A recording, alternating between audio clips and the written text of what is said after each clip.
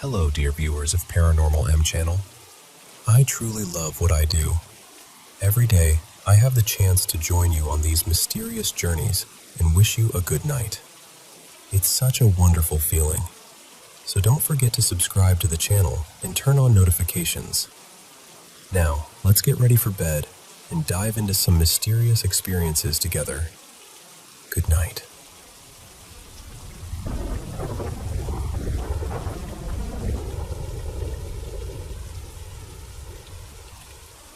I've never really forgotten this, even though it happened years ago when I was still in college. It was around 4 in the morning, and I'd gotten up earlier than usual because exams were coming up. Normally, my friend and I would start studying at 5, but that morning, I wanted to get a head start, so I took a quick shower and headed out to wake her up in the next dorm building. Our campus was really dark at that hour. There weren't any streetlights, and the school was pretty far from town, so once you stepped away from the dorm entrances, it was mostly just darkness. The path between our buildings was short, maybe 3 or 4 minutes on foot, with a low hedge along one side and a few scattered trees. I was about a minute away from her dorm when something happened that stopped me cold. Out of nowhere, this bright, almost blinding ball of light appeared behind me and moved into view. It was about the size of a small soccer ball, maybe floating a little above waist height in front of me. I just froze. What scared me most was how silent it was. Completely silent. And even though it was incredibly bright, it didn't seem to light up the whole area the way you'd expect. It was just there, suspended in front of me, almost like it was aware of me somehow. I know that sounds strange, but that's honestly how it felt. I remember this wave of dread coming over me. I felt rooted to the spot, like my body wasn't fully listening to me. I kept telling myself, "Don't just stand here, look away, run." But before I could actually do anything, it started moving. It hovered for a second, then shot off so fast that if I'd blinked, I probably would have thought it vanished. And just like that, the fear eased. I looked around, even checked near the trees to see if it had gone behind one of them, but there was nothing there. No sound, no trace, nothing.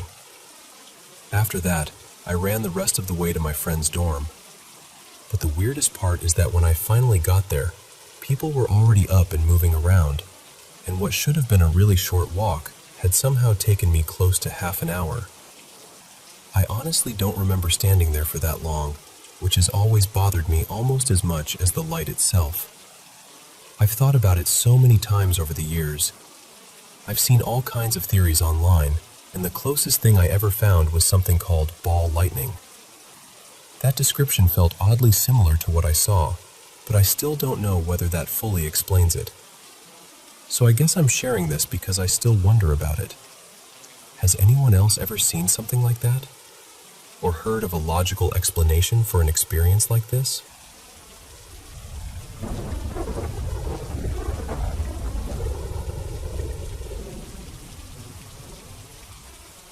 So, I want to tell you about something that's been happening to me, because honestly, I still don't fully understand it. A few mornings ago, around 3:18 a.m., I woke up from another terrifying dream. It shook me so badly that I decided I couldn't stay in the boarding house anymore. I packed a few things and went home to stay with my family for a couple of days because I just didn't feel safe being alone. When I got home, my family asked me what was wrong, and I told them everything. I'm from the Philippines, and where I grew up, a lot of people believe there are other beings around us. Things we cannot always explain, things we're taught to respect and not disturb. My mother listened carefully, and later that afternoon, around 1:30 p.m., she asked me to go with her because she wanted someone to help figure out what was happening to me. In our culture, there are traditional healers people turn to when they think something strange or spiritual may be involved. They deal with things people describe as capre, duende, or encanto, beings we're warned not to take lightly. The healer my mother brought me to was among Tatawas. I agreed right away, because by that point, I really wanted answers. The healer began by putting oil on my forehead. Then she pressed a small piece of paper there and started chanting words I didn't understand. Maybe Latin, maybe a prayer. I'm not really sure. After a while, she told me there really was something attached to me. Then she carefully peeled the paper away, and I saw this dark image on it. It looked like shadows inside a house, a woman and a child. And the strange part is, I already felt deep inside that those figures meant something. I didn't even tell the healer what I saw, but she said the presence seemed drawn to me because of my soft features, my round face, my cheeks. She said sometimes entities become attached in ways that don't always make sense to us. Then she asked how I usually sleep, and I told her I often sleep flat on my back. She immediately told me not to do that anymore. She said I should sleep on my side instead, keep a rosary close to me, drink water, and pray before bed every night. After that, she placed her hand on my head and chanted again 3 times. Her voice was calm, but serious. Before we left, she told me very clearly to follow everything she had said. There was one more thing that confused me. She held my hand for a while and looked closely at my palm. Then she said, "It's still connected, so that's good." I didn't understand what she meant at first, but when my mother and I got home, I asked her. She told me the healer was checking whether the lines in my hand were still connected, because if they weren't, it could mean the entity was trying to replace me or take me somewhere else. Hearing that honestly made me feel 2 things at once. Relief, because I was still myself, and fear, because even the thought of being replaced was horrifying. Then came the dream that scared me the most. That same night, again around 3:18 a.m., I had another nightmare, but this one felt different. It felt layered, like I was dreaming inside another dream. I share a room with 2 other girls. I'll call them Jessa and Elaine. We have 2 double beds in the room. Elaine and I sleep near the window, with me on the top bunk and her on the lower one. Jessa usually sleeps on the other bed near the door. In the dream, I thought I had already woken up from a nightmare. Elaine was shaking me, telling me to get up, and Jessa was there too. They were both urging me to leave the room. Then suddenly, I woke up again. But I didn't realize I was still dreaming. That's when I knew I was still inside the dream. I tried over and over to force myself awake, but I couldn't. I started panicking. In the dream, I could see myself lying on the bed with my eyes closed, and that alone felt so unnatural that it made me more terrified. I reached for the blanket and pulled it over myself. And then, I heard a voice beside me. It said, "Aren't you going to move and make room for me?" I froze. There was someone lying next to me in that dream, but I couldn't see who it was. I only heard the voice. And when I recognized it, my whole body went cold, because it was my own voice. I tried to scream. In the dream, I was shouting as hard as I could, but no sound came out. I was drenched in sweat, struggling to breathe, completely trapped in that moment. And then, I woke up for real. The first thing I did was grab my phone from beside my charger. My hands were shaking. When I looked at the screen, the time was exactly 3:18 a.m. That was the moment I called my father. I told him everything, and he stayed on the phone with me. He told me he wouldn't hang up and that I should try to sleep again while he stayed there, listening, making sure I wasn't alone. That helped more than I can explain. What really scared me was that this time, I didn't see a black figure. It wasn't a shadow. It was a voice, and it sounded exactly like me. And it keeps following the same pattern. Inside the dream, I realize I'm dreaming, but I still can't wake myself up. That's why I'm so confused. I don't feel especially stressed. I don't feel deeply anxious. I even have an exam coming up, but in my heart, I've actually felt peaceful lately. And still, this keeps happening. When I looked at myself in the mirror that morning, I looked exhausted. My eyes looked like they had given up. But I was too scared to sleep again because I was afraid it would come back. That's the part I can't understand. Why does it keep happening? It's been going on for a long time, but lately, it feels like it's getting worse. I pray every day. I pray before I sleep, when I wake up, and before I leave the house. I hold on to my faith, and still these nightmares come back so vividly that sometimes, in the middle of them, I feel like I'm dying.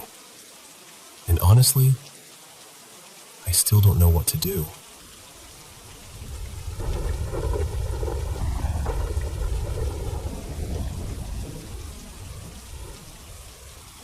I was about 7, maybe 8, the first time I ever stayed overnight at a friend's place. Or, well, I was supposed to stay overnight. My friend's name was Mika, and that evening it was just the two of us and his dad in this small apartment. At some point, not long before it got dark, his dad said he had to step out for a quick errand and left us there alone. For Mika, that wasn't really a big deal. His dad worked a lot, and he was used to being by himself for stretches of time. I wasn't, but at first I was too excited to think much about it. We were sitting in the living room, playing handheld games and watching videos on a tablet, just completely wrapped up in our own little world. Then, during one quiet pause, we noticed music coming from the kitchen. There was this old radio sitting on the counter, something Mika's dad had brought back from a trip years earlier. We figured he must have forgotten to switch it off before leaving, so we just walked in there, turned it off, and didn't think twice about it. After that, we made these frozen yogurt treats, the kind where you pour yogurt into little molds with sticks and leave them in the freezer until they turn into something like popsicles. We were very proud of ourselves for that. Then we went back to the living room and kept playing. A while later, when we decided the yogurt pops were probably ready, Mika said he'd go get them. He walked toward the kitchen, but then he stopped halfway down the hall, turned around, and came right back. I still remember his face. He looked pale. He said, really quietly, that he didn't want to go in there alone because something felt wrong. So we went together, and when we stepped into the kitchen, the radio was on again. I know how that sounds. I really do. But I'm still completely sure we had turned it off the first time. We both were. We just stood there staring at it for a second, not saying anything, because suddenly the whole apartment felt different, like the air had changed. We grabbed our frozen yogurt pops as fast as we could, switched the radio off again, and went straight back to the living room. This time we shut the door behind us and turned our video up way louder than before, like somehow noise could make us feel safer. Neither of us wanted to go back into the kitchen after that. When Mika's dad finally came home, we stayed put until he opened the living room door. And the first thing he did was scold us, because the radio in the kitchen was on again. Not just on, apparently, blasting. That was the part that really got to me, because we hadn't gone back in there. Not long after that, my mom came to pick me up earlier than planned. She'd gotten off work sooner than expected, and honestly, I was relieved to leave. So that sleepover ended before bedtime even came around.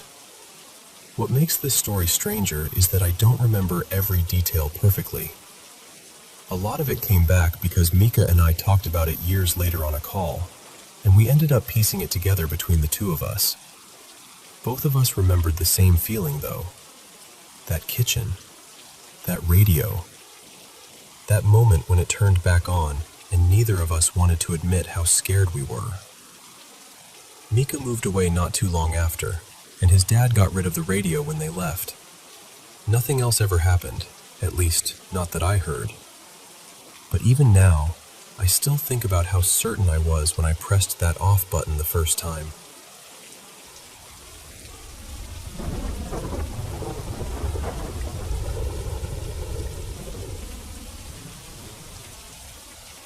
You know, one of the strangest parts of my childhood happened in the very first apartment my family ever lived in. It was me, my mom, my dad, and my little brother. And we lived in this 5-story apartment building that had originally been built by a bank. Our apartment was near the very top, with nothing above us except the roof and the open sky. Years later, when I got older, maybe around 16 or so, I started asking my mom about the different places we had lived. Every single time that first apartment came up, she would tell me these unsettling stories about things that happened there. Some of them happened to her, and some of them happened to me when I was too young to even remember.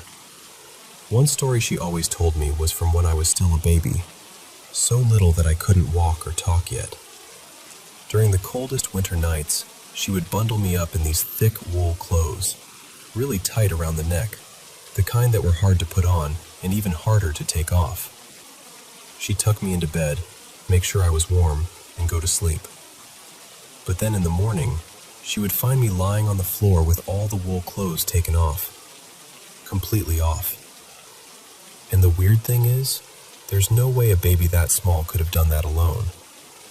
Honestly, even when I was older, in elementary school, I still struggled to get those kinds of clothes on and off by myself. She said this kept happening again and again until she finally bought me a necklace with Ayat al-Kursi engraved on it, because in our belief, it offers protection from jinn. After that, according to her, it just stopped. No more waking up like that. Not long after, when my parents were finally able to afford it, we moved out of that apartment. Sometimes I still wonder what was going on. Maybe something was messing with me. I really don't know. My mom also used to tell me about the early mornings, around Fajr prayer time, when my dad would leave for the mosque and she'd be alone in the apartment with me as a little child. She said she would hear these loud noises coming from above us, heavy thumping, like animals running around, mixed with the sounds of cats screeching and dogs barking. But that's what made it so creepy. There was nothing above us except the roof. No upstairs neighbors. No nearby building close enough for the sound to make sense. Just the roof and the sky. And then there was something else she swore she saw more than once. She said one time she looked down the hallway and saw a little girl just standing there in the middle of it. Not moving, not speaking, just standing there. My mom said she forced herself to ignore it because she believed that if she showed fear, whatever was there would only bother her more. The one thing I personally remember most clearly happened when I was around 6. My parents had gone out to the pharmacy for a little while and left me and my little brother at home. To keep us from getting into trouble, they locked us in their room. There was this wall calendar in there with a picture of a family exchanging gifts. Just a normal flat picture, nothing special. But the moment my parents left, I swear that picture changed. The people in it started turning their heads and looking right at me, and smiling. Not a nice smile either, a really unsettling one. I panicked and ran to hide inside the wardrobe, but my little brother just stayed where he was like nothing was happening. He didn't seem bothered at all. And every time I peeked through the wardrobe door, those people in the picture would still be looking straight at me, like they knew exactly where I was.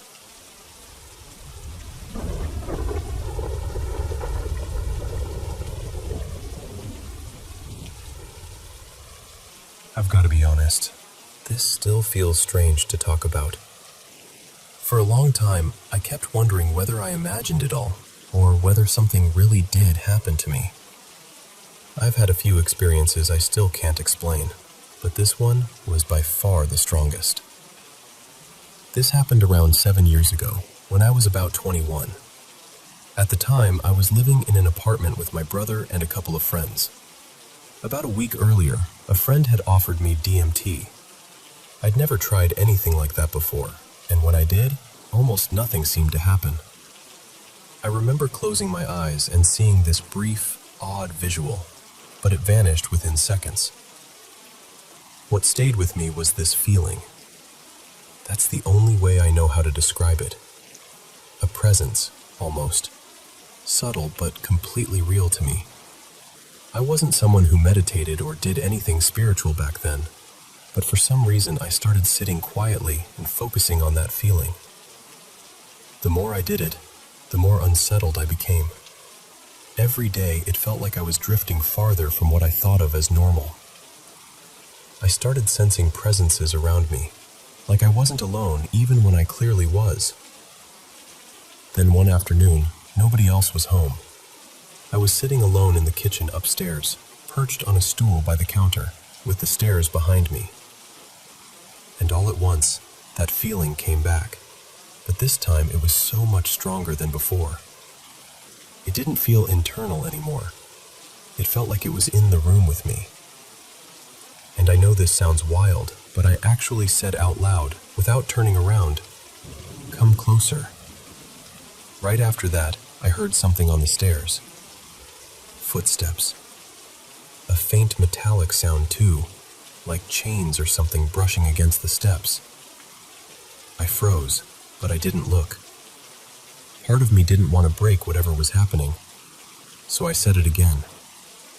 "Come closer." And the feeling intensified. It really did seem like something was moving toward me. The air felt charged, almost electric. My whole body started trembling, not from fear exactly, but from the sheer intensity of it. It felt like standing near something unbelievably powerful. Then I felt hands on my shoulders. The second that happened, it was like a surge of electricity shot from the base of my spine all the way to the top of my head. And when it reached my head, I saw this image in my mind, a flower opening, blooming. Then suddenly, I was seeing myself from behind. I was looking at my own body from something else's point of view. I could see my own shoulders, and resting on them were these dark, furry hands, almost like paws. In that vision, I was wearing some kind of robe or cloak, and whatever I was seeing through, it didn't seem human. It had pointed black ears, almost fox-like or canine. I know how unbelievable that sounds. I do, but that is exactly what I experienced. After that, things get blurry. I remember my brother, whose name is Mason, coming home not too long later, but I didn't say anything to him about what had happened. That night, we had to drive up the canyon to the ski resort where we both worked. It was some anniversary event, maybe the 80th or so, and I drove us there in his truck. The whole drive, I felt completely different, hyper-aware, like I could feel the flow of everything around me, the rhythm of the traffic, the movement of the cars ahead of us and behind us, like there was some invisible current connecting everything. But the strongest thing I felt was my brother's anxiety. And I swear, I had already felt it before he did that. I could sense it rising in him. When we got to the resort, I ended up in the employee lounge while people were coming and going. Some were off the clock and drunk already. Others were just on break. I sat in a corner, completely sober, still holding on to that same strange awareness. And then something else happened. I started seeing people in a way I can barely explain. I could still see the room normally, but layered over that, almost in my mind's eye, but with my eyes open too. I could see what looked like a glowing sun inside each person. Bright orange and yellow, burning, with little flares coming off of it. When two people talked, those flares would reach toward each other and interact. Then, when the energy between them stopped, a few seconds later, one of them would drift away or start talking to somebody else. I watched it happen over and over. After a while, I realized I could tell when an interaction was about to end before it actually did. I've thought about that moment so many times since then, and if I wasn't losing my mind, the only way I know how to describe it is that I felt like I was seeing something essential in people. Their core, their spirit maybe, something underneath the surface. I never had another experience that intense again. After that, it was mostly just waves of anxiety from time to time, like I had touched something I didn't know how to understand. It felt like I had opened a door and then lost the ability to make sense of what was on the other side. The last time I ever felt that same energy was much later, when I was at a fast casual restaurant with a friend. For some reason, I stopped one of the workers, a young woman behind the counter, and started talking to her. I honestly can't even remember what we talked about. It wasn't important. But while I was speaking to her, I felt this current between us, like a live wire. Not metaphorically, something tangible, almost visible in the corner of my mind. She looked stunned. Her eyes were wide, and she seemed distracted, almost frozen. She barely responded, like she was feeling something too, but couldn't quite process it. My friend was standing a few feet away, and the second I finished talking to her, he looked at me and said, "What was that?" He told me he could feel something between us too, strongly, and he had the same unsettled look in his eyes that she did. That's the one thing I've always come back to, because if it had only been me, I probably would have convinced myself it was all in my head. But the fact that someone else noticed something, really noticed it, has always stayed with me. So I still don't know what happened. I don't know whether it was spiritual, psychological, or something else entirely. I just know it felt real. And even now, years later, part of me still wonders what exactly I touched that day, and why it touched back.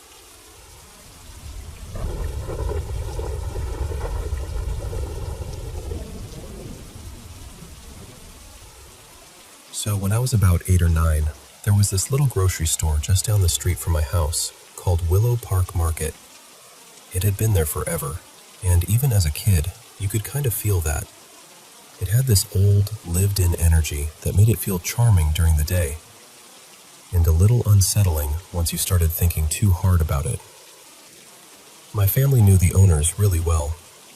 Back then, it was run by a couple named Kara and Brent. They'd fixed the place up and were incredibly kind to us. We were close enough that they'd sometimes let me come behind the counter or hang around in the back room while my mom chatted with them. One day, Kara told my mom and me that something strange had been happening in the store. I remember the way she said it too. She wasn't joking around. She looked genuinely rattled. She said she'd been hearing odd noises coming from the back room. Cupboards shutting by themselves, dishes falling for no clear reason, that kind of thing. Now, Brent didn't buy any of it. He thought there had to be a normal explanation, probably a draft, or the windows being open, or maybe the fan moving things around. But Kara was convinced it was something else.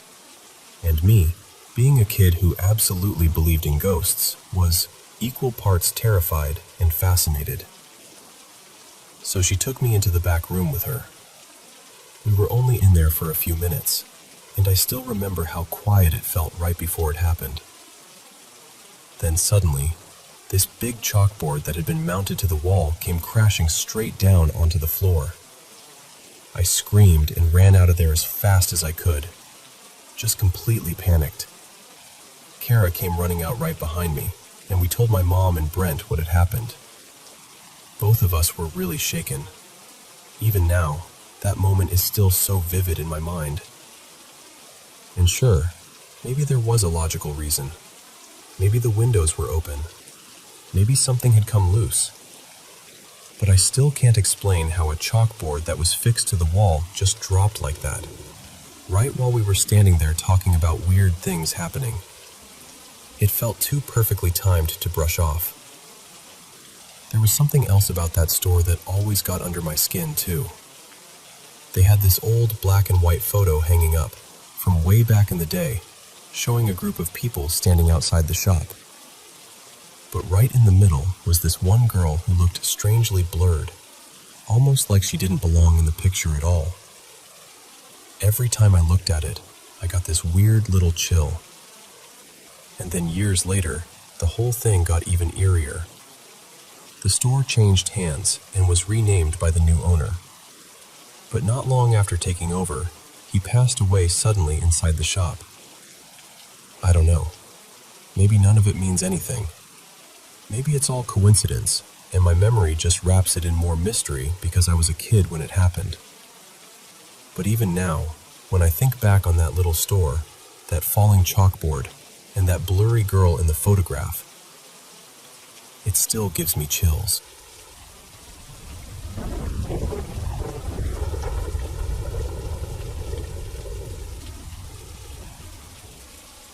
This happened to me close to 20 years ago, back when I was living out in a very remote part of eastern Montana. It's one of those memories that still bothers me, because even now, I can't make it fit into any normal explanation. It was a Saturday afternoon, a little after 4, when I suddenly remembered I had library books due that day. The library closed at 5, and where I lived, that was just enough of a problem to make me panic a little. If I took the highway, it was about 45 minutes, but there was a back road, a dirt road that cut through ranch land, and that could shave a few minutes off the drive. So I took the shortcut. I was driving a big SUV that belonged to the school where I worked, and I was moving pretty fast because I wanted enough time to return my books and maybe grab a couple more before the library shut down. That dirt road wasn't deserted, exactly. During the day, you'd usually pass at least a car or two. Not crowded by any means, but not completely empty either. At one point, I came around a bend in the road, and all at once, this scene appeared in front of me. On the right side of the road, there was a pickup truck parked at an odd angle, almost perpendicular to the road, up against a barbed wire fence. It looked like the front of the truck was pressed right into it. Beyond the fence, on the side where the cattle would have been, there was a man in a pale t-shirt and jeans, kneeling on the ground. He was sitting back on his heels, looking down at something in front of him. I could see him from the side as I approached, and what struck me immediately was that he didn't react at all. Not to my engine, not to my vehicle flying past. Nothing. Then, on the roadside of the fence, half hidden in what looked like tall grass, I saw another man lying on his back right next to the road. I couldn't make out all of him clearly, just enough to tell he was stretched out parallel to the road, with his head angled back toward the truck. One of his arms was raised, and he was waving it slowly. Not like someone cheerfully flagging a car down.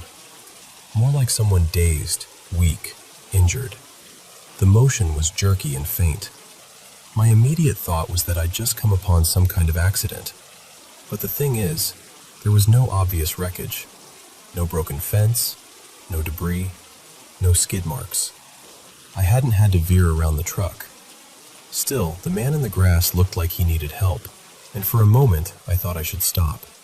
The problem was, it all happened so suddenly. By the time my mind caught up with what I'd seen, I'd already driven past it. I couldn't see the scene anymore in my mirror, and I started trying to make sense of it as I kept going. I remember thinking, if that man was hurt badly enough to be lying there waving for help, why wasn't the other man doing anything? Why wasn't he standing, shouting, looking at me, signaling me down? Why was he just kneeling there, completely still? And if there had been an accident, where were the signs of it? What had even happened? I told myself I'd stop once I got to town and let the sheriff know. The sheriff's office happened to be in the same building as the library, so that seemed reasonable. But the more I thought about it on the drive, the less sense the whole thing made. I started second-guessing myself. I convinced myself that maybe another car would come along soon and check on them if something was really wrong. So I didn't report it. I went into the library, dropped off my books, picked out a few more, and by the time I left, it was just about closing time. The sun was down by then, and I had this awful, guilty feeling in my stomach. I did not want to go back down that dirt road in the dark and risk coming across that same scene again. So I took the highway home instead, and that's where it became genuinely unsettling. I drove the full length of that road, then turned around and drove it again. There was no sign of an accident anywhere. But more than that, there was no place along that road where a truck could have been parked between the road and the fence the way I had seen it. The fence ran very close to the roadside the whole way through. In most places, there wasn't room for a truck to sit there without blocking the road completely. And I know for a fact I had not needed to swerve around anything. Then I noticed something even stranger. There was no tall grass. Not anywhere. The roadside was all sparse, high desert scrub, low to the ground, patchy and dry. There was nothing even close to the kind of grass that could have hidden most of a grown man's body from view. If someone had been lying there, especially from my higher viewpoint in that SUV, I would have seen him clearly. But that isn't what I saw. I saw an arm rising above thick grass, slowly waving. And there shouldn't have been any grass there at all. That's the part I still can't get past. It wasn't just that the men were strange, or the truck was strange. It was the land itself, the fence line, the roadside, the vegetation. The whole scene looked wrong compared to what was actually there. So to this day, I don't know what I witnessed. I've run through every explanation I can think of. Maybe I misunderstood what I saw. Maybe stress or speed or the angle of the road played tricks on me. Maybe something stranger happened. I honestly don't know. But whatever it was, it has stayed with me all these years because I know I saw something that afternoon. I can still picture it clearly. And the worst part is, it was something that shouldn't have been there at all.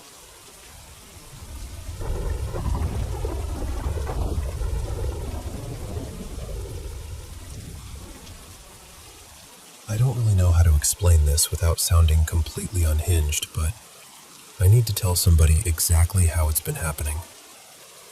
The first week or two after I moved in, everything felt normal, quiet even. I actually remember thinking maybe this place was finally going to be peaceful. Then, not long after that, I started hearing footsteps at night. Not normal house noises either. I know what creaking pipes sound like. I know what settling wood sounds like. This was different.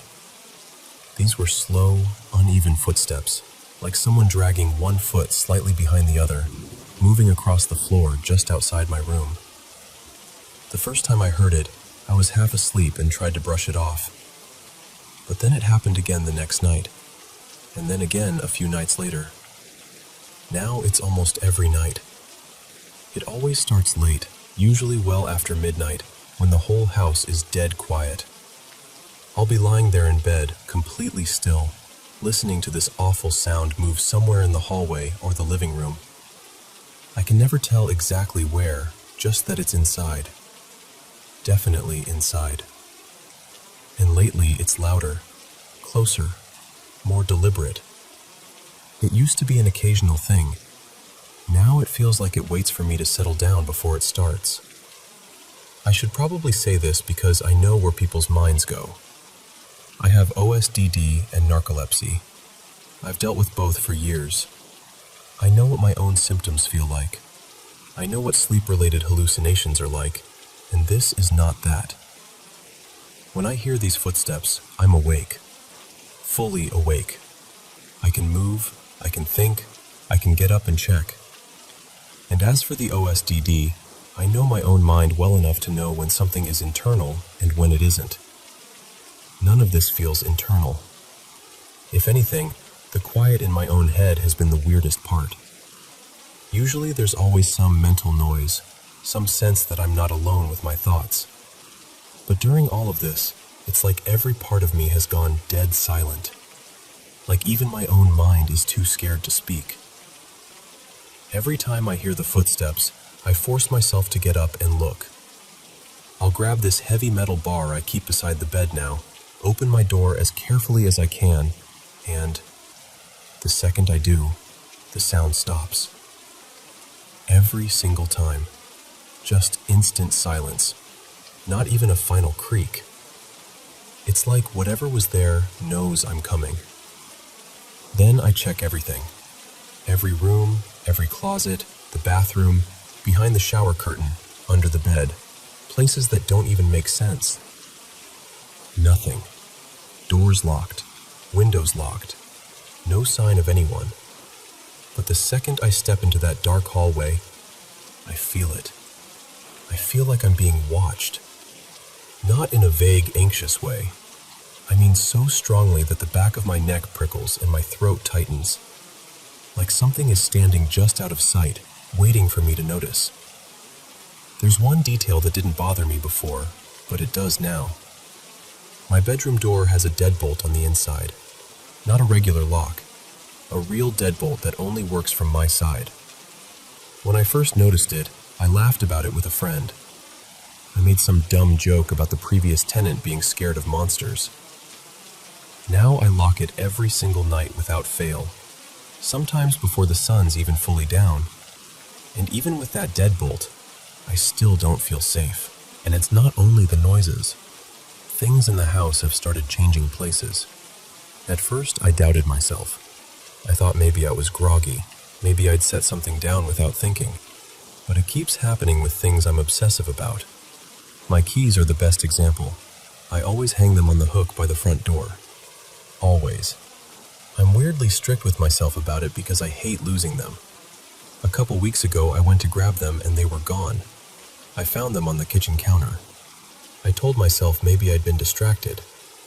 Then it happened again, except this time they were on the coffee table. I know I hung them up. I remember doing it. I live alone. There's nobody here to move them. A few days ago, I came home from lunch with my dad's side of the family and found one of my kitchen cabinets standing wide open. That might sound small, but I never leave cabinets open. Ever. It was drilled into me growing up to close everything properly, and it stuck. Seeing that cabinet open made my blood run cold in a way the footsteps somehow hadn't. Because suddenly, I wasn't just scared of the nights. I was scared that something had been here while I was gone. I searched the whole house with a kitchen knife in my hand, like that was going to do anything. Every room, every window, every lock, under furniture, behind doors. Nothing. No sign of forced entry. No broken latch. No open window. After that, I put up those cheap little alarms on the doors and windows. They haven't gone off once. Then there's the garage light. I don't even use the garage much. One evening, I put some yard tools away, turned off the light, locked the door, and that was that. The next day, my dad stopped by to drop off a hoodie I'd left at his place, and he casually mentioned that my garage light was on. I swear to you, I did not leave that light on. I know I didn't. And that one really got to me because there was no reason for that door to even be opened. I've also had weird issues with the smart bulbs in my bedroom, but I used to write that off as tech being glitchy.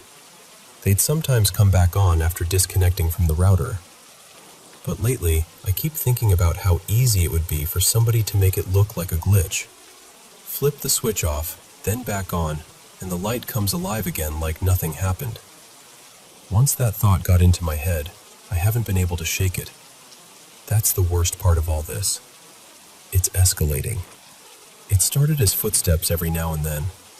Now it's footsteps almost nightly, tapping at my door, things being moved, cabinets left open, lights changing. It feels like something is getting bolder, like it's testing how far it can go. I can't shake the feeling that I'm being observed, especially at night.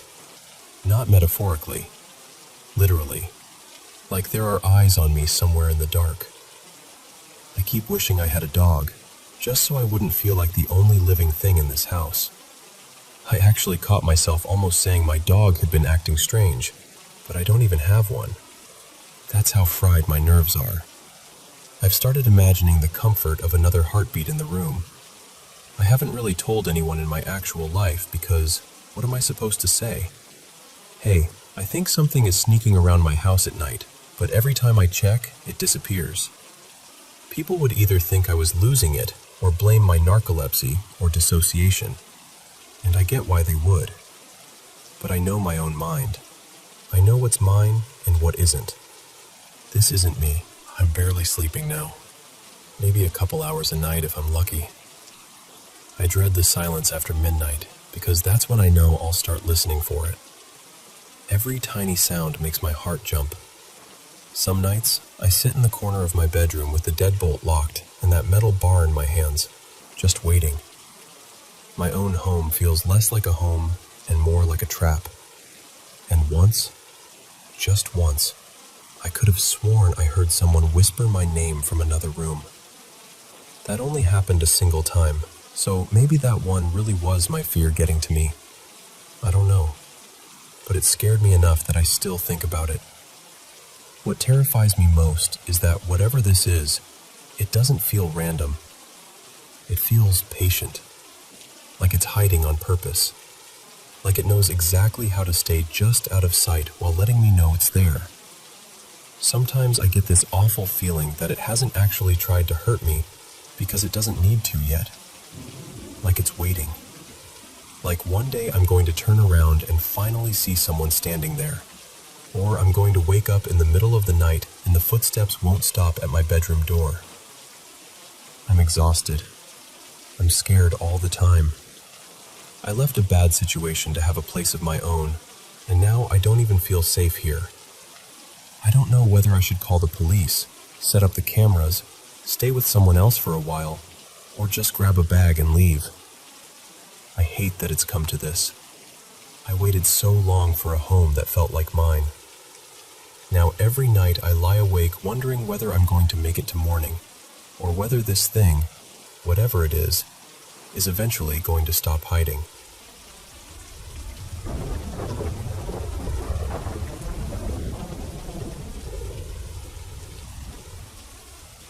Ever since my dad passed away in 2018, I've carried this constant feeling of unease. It's hard to explain, but it's like the house never felt quite the same after that. The first time something happened that really shook me was about 2 years later. I was asleep in bed, and I woke up in the middle of the night, probably around 2 or 3 in the morning. That part wasn't unusual for me back then, because I used to wake up a lot and struggle to fall back asleep. So I just lay there, listening to the sounds outside and the normal little noises the house made. Our house is older, built back in the 80s, and the hardwood floors creak all the time. So at first I didn't think much of it when I heard cracking downstairs. But then it started to sound less like the floor settling and more like actual footsteps. Slow, deliberate footsteps, like someone was coming up the stairs. A little bit of context makes this worse. After my dad died, my mom started locking the door at the top of the staircase, the one that separates the stairs from the hallway where our bedrooms are. She said she just didn't feel as safe anymore. So I'm lying there, listening, and the sound comes all the way up the stairs and stops right at that door. I remember telling myself, okay, it's just the house. It's just the wood. But then I heard the doorknob, clear as day. It wasn't just a little rattle either. It sounded like someone was pressing it down and shaking it hard, like they were trying to get in. I froze, completely froze.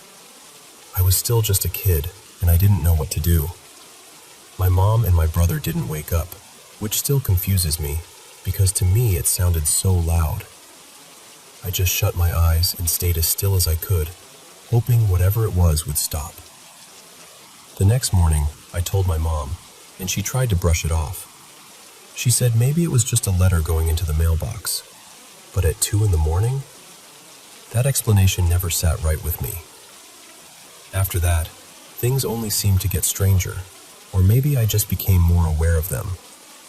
Over the years, I started noticing all kinds of things that made me feel like I was never really alone in that house.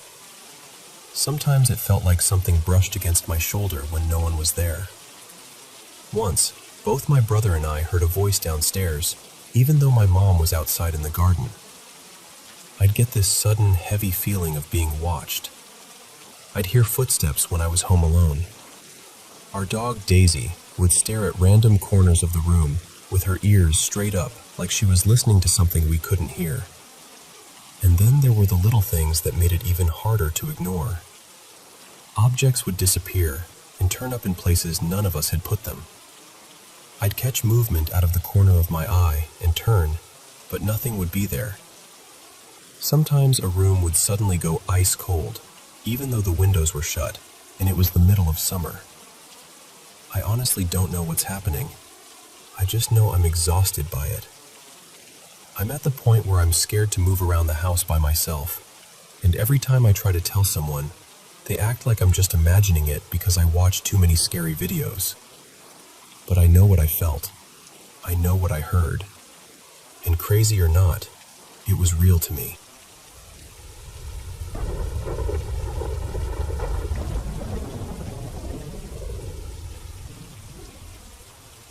So there's this odd thing that happened to me when I was a kid, probably when I was about 9, sometime around 2009 or so.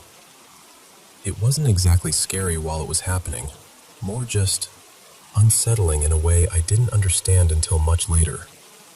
Even now, I still catch myself thinking about it sometimes, trying to figure out what really happened.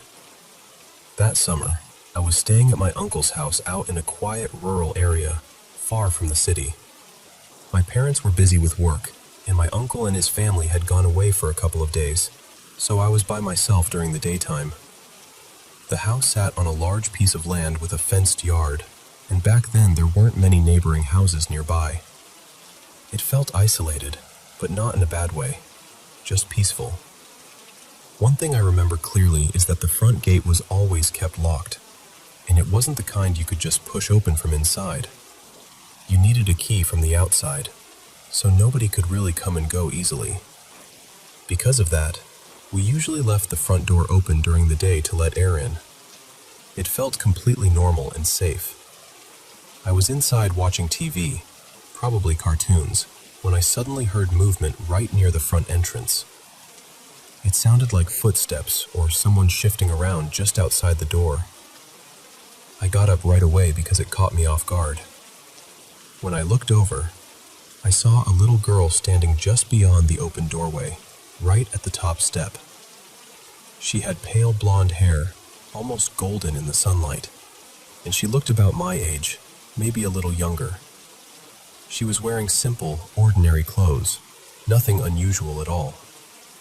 I can't remember her face very well now, not in detail anyway, but I do remember how the sunlight fell across her and how calm she seemed. Not creepy, not threatening, just very quiet.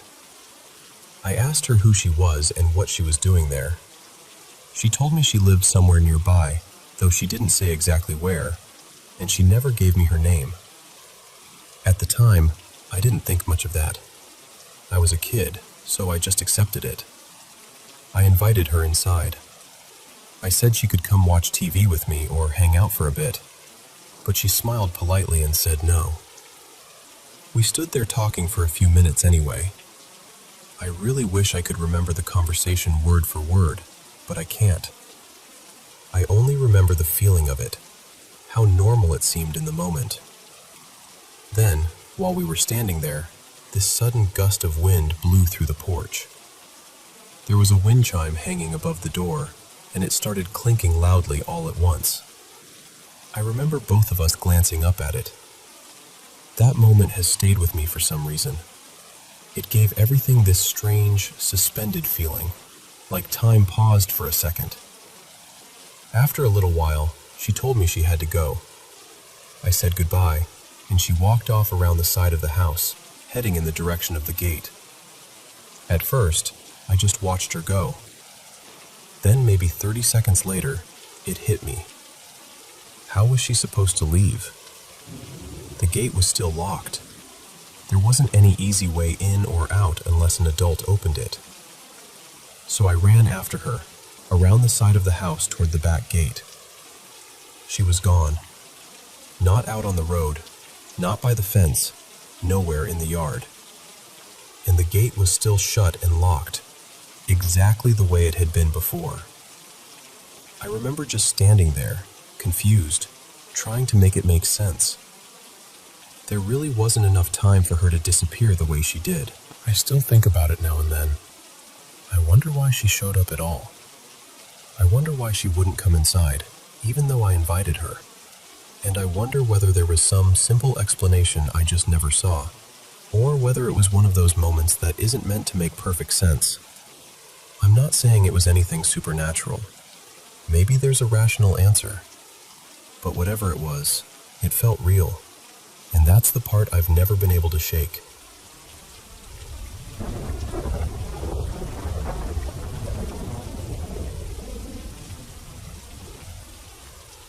I think it really began when I was around 8 years old. It was one of those long summer days that feels like it could last forever. I'd been outside with my parents from morning until evening, just running around, playing, doing all the little things that make a kid feel completely happy. Even back then, I was already attached to screens more than I should have been. But that day had been different. It felt full in a way I still can't quite explain. By the time night came, I was exhausted. I remember climbing into bed feeling that heavy kind of tired, where you know you'll be asleep in minutes. I was lying there thinking about the day, about what we'd done, about my mom and dad, about nothing important and everything at once. And then, right as I was drifting off, I heard it. A horn. Not a car horn. One of those little squeeze bulb horns kids put on bikes. It made this odd, playful sound, kind of high and low at the same time. And it came twice. Same rhythm, back to back. At first, I didn't think much of it. Across from our house, there was a small corner shop, and in the evenings, there were usually still people out there talking, kids riding around, that sort of thing. So I told myself it was probably just some kid fooling around on a bike. I rolled over and went to sleep. A few nights later, it happened again. I was in bed, almost asleep, and this time it was quieter outside. The shop had already closed, and the only sounds left were the occasional cars passing on the main road. I used to sleep with a stuffed bear tucked up near my face, and I remember pressing it against one ear to block out the traffic a little. I was right on the edge of sleep when I heard it again. 2 honks. Same sound, same spacing. That was the first moment it really felt strange to me. I remember thinking, okay, maybe this is just some family out for an evening walk. Maybe there's a child nearby who always presses that horn at the same spot. It sounded reasonable enough. Still, something about it stayed with me. I started paying attention after that, quietly waiting to see if it would happen again. And then after I turned 10, it became impossible to ignore. One night I was supposed to be in bed early because school was starting again the next day. Instead, I was up later than I should have been, sitting there on my tablet playing a game for way too long. I was tired, my eyes were heavy, and I was just about to shut everything off and go to bed when I heard it again. Twice. Exactly twice. Same pace, same sound. Like someone had replayed the same little audio clip outside my window. This time, I got up right away. I went to the window and looked out. There was nobody there. No kids, no bikes, no people walking. Not even a passing car. The street was still. Completely still.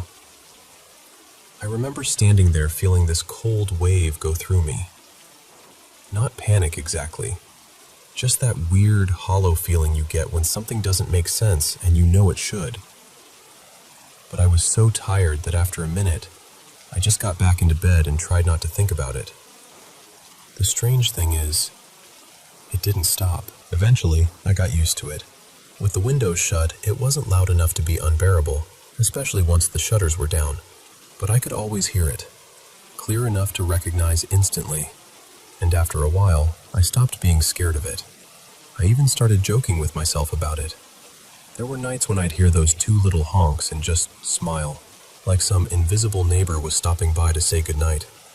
As odd as it sounds, it became familiar.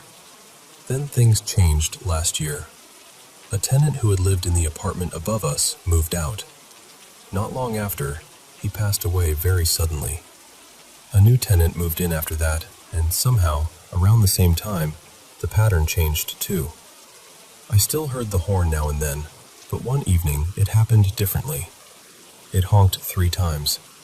I remember freezing when I heard it, because for all those years it had always been 2. Never 1, never 3, always 2.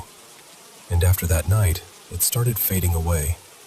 Less often, then barely at all. And now, it's been months since I last heard it. I honestly don't know what it was. I don't know if it had anything to do with the house, the people who lived in it, some strange coincidence, or just someone playing a long, bizarre joke without ever knowing I was listening. I can't explain it. I've tried to, but I still can't. What surprises me most is that I kind of miss it. That sound was part of my nights for nearly 10 years. I'm 18 now, and for so long it was just there, like this tiny mystery that belonged only to me. I never really told anyone because I thought they'd laugh or say it was just my imagination. But I know what I heard, over and over again, for years. And even now, sometimes late at night, I still catch myself listening for it, just in case it comes back.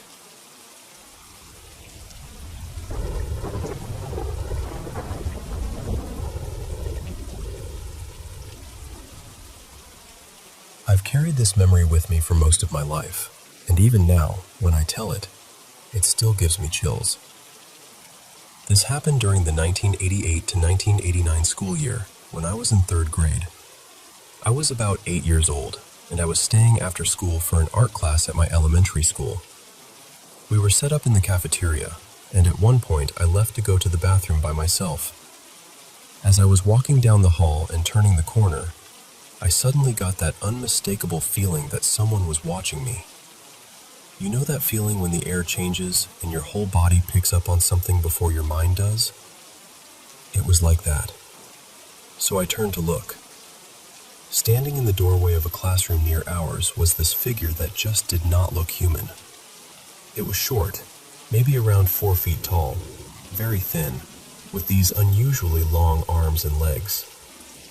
Its head looked much too large for its body, kind of oval-shaped, almost like an egg. The whole silhouette was wrong somehow. Even at that age, I could tell the proportions were off. It wasn't just a small person or another kid. It looked completely unfamiliar. And I was not an easily frightened child. I was actually pretty bold when I was on my own. But the second I saw that figure, I felt terrified in a way I had never felt before. Not just startled, deeply, instinctively scared. Everything about it felt wrong. I ran straight into the bathroom. What's strange is, after that, my memory gets blurry. I assume I used the bathroom because when I came back, I didn't need to go anymore, and I definitely wasn't the kind of kid who would have had an accident. But I honestly can't remember what happened while I was in there. And even stranger, I don't clearly remember how I made it back to the cafeteria. I do remember being scared, and I remember peeking out carefully to see whether that thing was still there. It wasn't. Then I ran back and told the other kids and adults what I'd seen. Somebody there started talking about aliens, and one of the other kids even sketched a picture of what I described. That was the first time I ever heard about the classic gray alien look. Before that day, I had never seen anything like it. I was a little kid in the late 80s, and my idea of aliens was the silly cartoon kind. Green, goofy. Not at all like what I saw in that hallway. That's one of the reasons this has stayed with me. People usually react in one of 2 ways when I tell the story. Either they say I must have imagined it, maybe from something I saw on TV, or they go all the way in the other direction and say I must have been abducted and had my memory erased. Honestly, I can't prove either one. All I know is this. I saw something that day, and it was unlike anything I had ever seen before. I also don't believe I lost a huge amount of time. I remember enough to feel pretty certain I wasn't gone very long, even if some parts of that moment are fuzzy now. And over the years, I've never had another experience like it. No UFO sightings No other encounters, nothing else that would make me think there was some larger pattern. It was just this one moment. One impossible, unsettling moment from childhood that I still can't fully explain. And maybe that's the part that stays with me most. The fact that after all these years, I still don't know what I saw standing there in that doorway.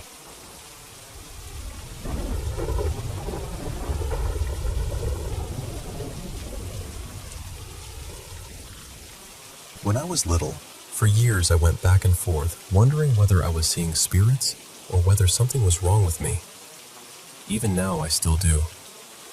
But there are a few parts of what happened that have always stayed with me, and they're the reason I can't fully brush it off. I think it started when I was about 6. My family and another family we were close to had gone out together for dinner, and after we ate, the adults wanted to stay longer and have a few more drinks. So they let us kids go sit in this grassy area across the road. It was a tiny town we knew well, and we'd already had the usual talks about being careful. That grassy patch sat beside the train tracks, mostly fenced off except for the crossing area. We were sitting on a bench, waiting for a train to pass because we could hear one coming and wanted to watch. Right after the train thundered by, I saw a little girl standing near the tracks.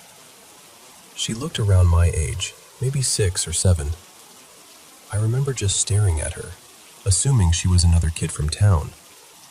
I looked away for a second, and when I looked back, she was gone. A few days later, I saw her again. This time it was at school, nowhere near the tracks. After that, I started noticing her all over town. Then I started seeing her at home too, even though we lived a good 15 minutes away. Eventually, she started talking to me, and I talked back. Everyone around me just assumed she was an imaginary friend. Her name was something like Tessa, or maybe Tara. I'm not fully sure anymore. I just remember it started with a T. She seemed about my age, but when I asked how old she was, she didn't really know. So in my head, I just made her the same age as me. Over time, she told me how she died. She said her family had been waiting for a train at the old station near that grassy area, the one that later became a museum. She and her sister, maybe a twin, had been playing because they got there early. I remember her telling me they were running too close to the tracks and didn't understand how dangerous trains really were. Then she got hit. The way she described it was awful. Far too awful for a child to make up so clearly. For a long time, that detail haunted me. It also explained why she was always so upset whenever I got anywhere near the tracks. At some point, I told my dad what she had said about dying. I don't even remember how it came up. I just remember the mood changing instantly. He went quiet and distant, and after that, I stopped talking about her so openly. When I was in 2nd grade, I was having a rough time at school. I was getting picked on, and sometimes my teacher would let me stay inside during breaks. One day I was in the classroom with her, drawing on the whiteboard. By then, I still didn't really understand what an imaginary friend was supposed to be. So when the girl drew something on the board and my teacher turned and asked what it was, I told her, honestly, that my friend had drawn it. Years later, I found out my parents hadn't moved me to another school just because of the bullying. That was only part of the story. My teacher had told them she thought I might be schizophrenic. I stopped seeing the girl after a while. Or maybe I just stopped noticing her. But I remember hearing her voice again in 8th grade, during a time when I really wasn't doing well mentally. And that shook me more than I like to admit. That wasn't the only experience I had, just the one I remember most clearly. Another time, when I was around 9 or 10, we were on a school excursion, walking along a path near the beach. By then, I'd gotten used to ignoring people I thought maybe no one else could see. I'd learned not to stare. But I must have looked too long at this one man, because he suddenly started walking beside me. My friend on my other side didn't react at all, which told me everything I needed to know. So I ignored him, but he kept talking. He told me that back in, I think, July 1994, he and a few friends had gone out fishing even though a storm was rolling in. They didn't think it would get as bad as it did. None of them made it back. I still remember the flat, matter-of-fact way he said it. After that, I went through this strange phase where I became fixated on drowning. Honestly, I've always had this heavy curiosity about death, and that experience only made it stronger. When I got home, I asked my sister to look it up. I didn't tell her why. I just said I'd overheard someone talking about it. And it turned out there really had been an accident like that. Several men had died out on the water in a storm. From what I found, it also sounded like it wasn't the first time they'd taken risks like that. People around them apparently thought something like this would happen eventually. Those are the two main experiences that have stayed with me most vividly, but they weren't the only ones. I definitely remember seeing people no one else seemed to notice. My mom, my older sister, and my older brother all remember me doing that too. I've never asked my dad if he remembers the day I told him about the girl by the tracks. We only started getting close again in the past few years, and I've never wanted to risk damaging that by bringing it up. One other thing that always made me pause is that my mom went through something similar when she was a child. She told me that my grandmother had said things about it too. I never got to know much about my grandmother because she died when I was very young, but I do know this. Both my mom and I were second daughters in our families. Maybe that means nothing. Maybe it's coincidence. Or maybe it's some strange thread running through generations. I honestly still don't know what to believe. Maybe I was just a deeply troubled kid with an overactive mind. Maybe I was picking up stories I shouldn't have known. Or maybe, for a little while, people who were gone still found ways to be seen. I can't prove any of it. I just know that when I think about that little girl by the rails, it still doesn't feel imaginary.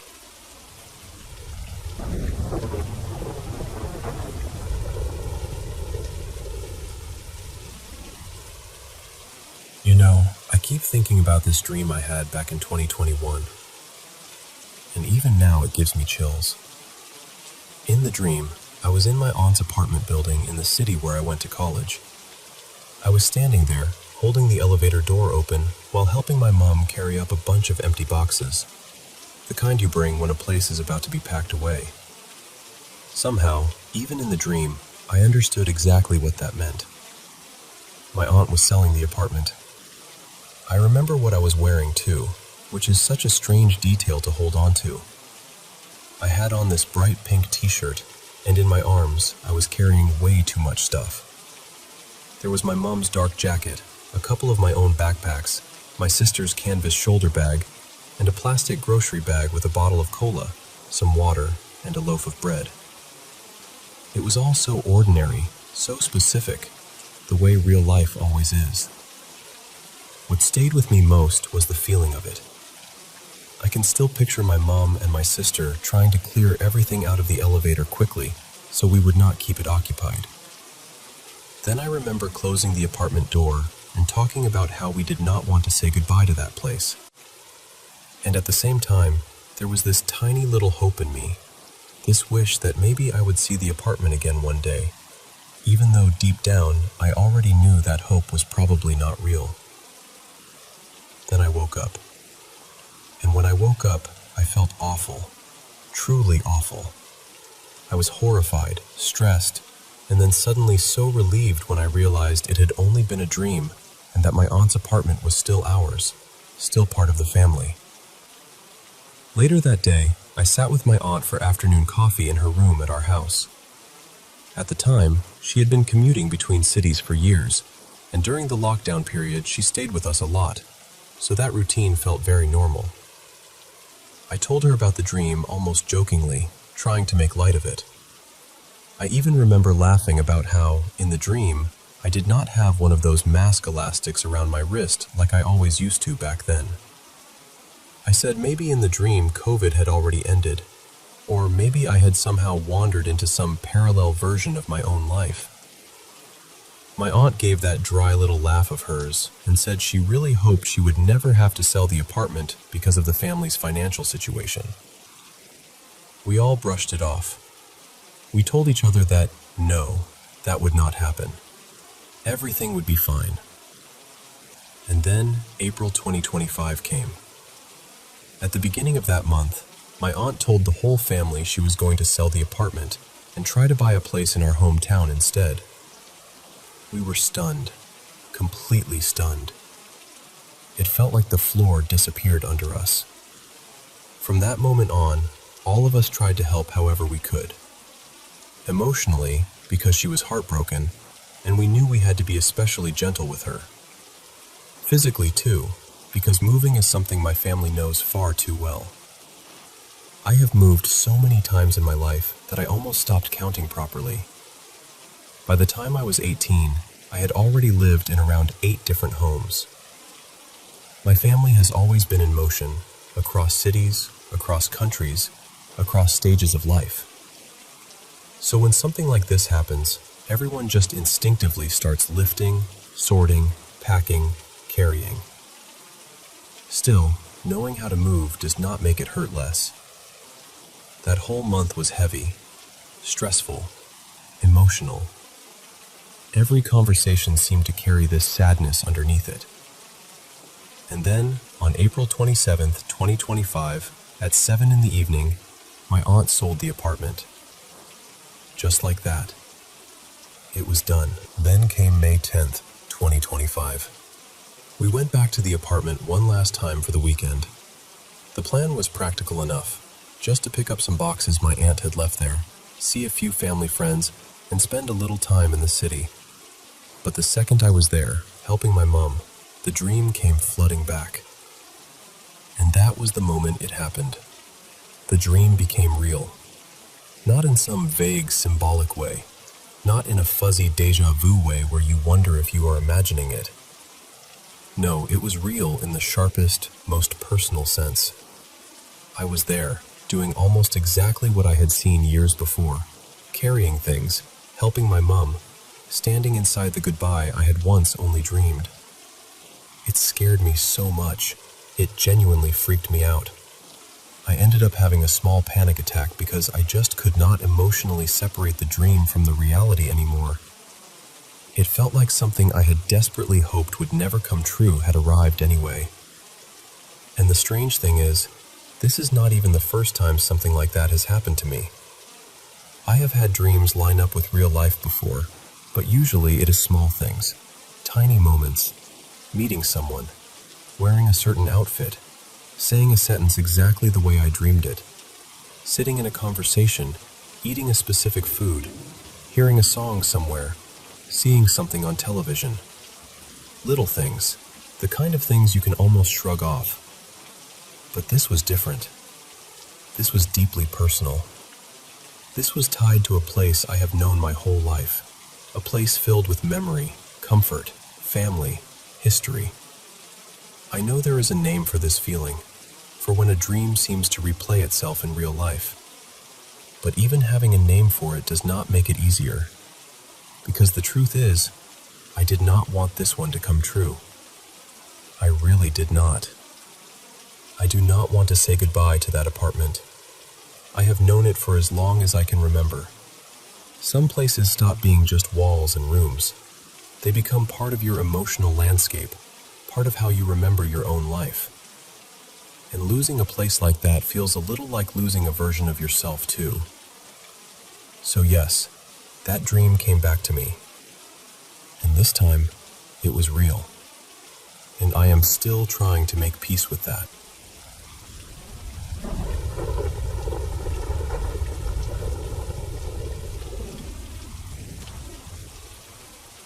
I need to tell you what happened a few mornings ago, because honestly, I still can't make sense of it.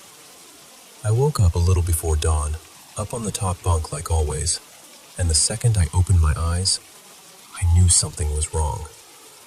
There was something standing in the room with me. At first, I thought my eyes were playing tricks on me in the dark, but the longer I looked, the more real it felt. It had this human shape, but it was way too tall and unnaturally thin. Its body looked stretched out, almost bent in places that didn't seem right. I couldn't see every detail clearly, and that's part of what scared me most. It was like my eyes just wouldn't settle on it. Like whatever it was, my mind didn't want to fully process it. Its head was tilted down, almost like it was staring at the floor, but it was so tall that the top of it nearly brushed the ceiling. And no, before anyone says it, I was not dreaming. I was awake. I could move my arms, shift my legs, and speak just fine. I even called out for my mom right away. That's one of the strangest parts. She always wakes up easily, even if someone just whispers her name. But this time, she didn't respond at all. I knew she was in the room because I could hear her breathing heavily in her sleep. Still, when I called for her, nothing. It was like my voice just disappeared. There's another detail that keeps bothering me. Above our bedroom door, we've had this little cross hanging there for as long as I can remember. It's been in the exact same spot for years. But the night before all this happened, it fell. Just dropped out of nowhere. I remember thinking it was odd at the time, but now it feels different. Like maybe it meant something. The thing in the room sounded like it was breathing hard. Not normal breathing either. It was rough and uneven, almost like panting. That sound stayed with me more than anything. I lay there frozen for a few seconds, just listening to it, trying to understand what I was seeing. Then suddenly, I must have blacked out or drifted off, because the next thing I remember, I woke up soaked in sweat and gasping for air. Since then, I haven't felt right.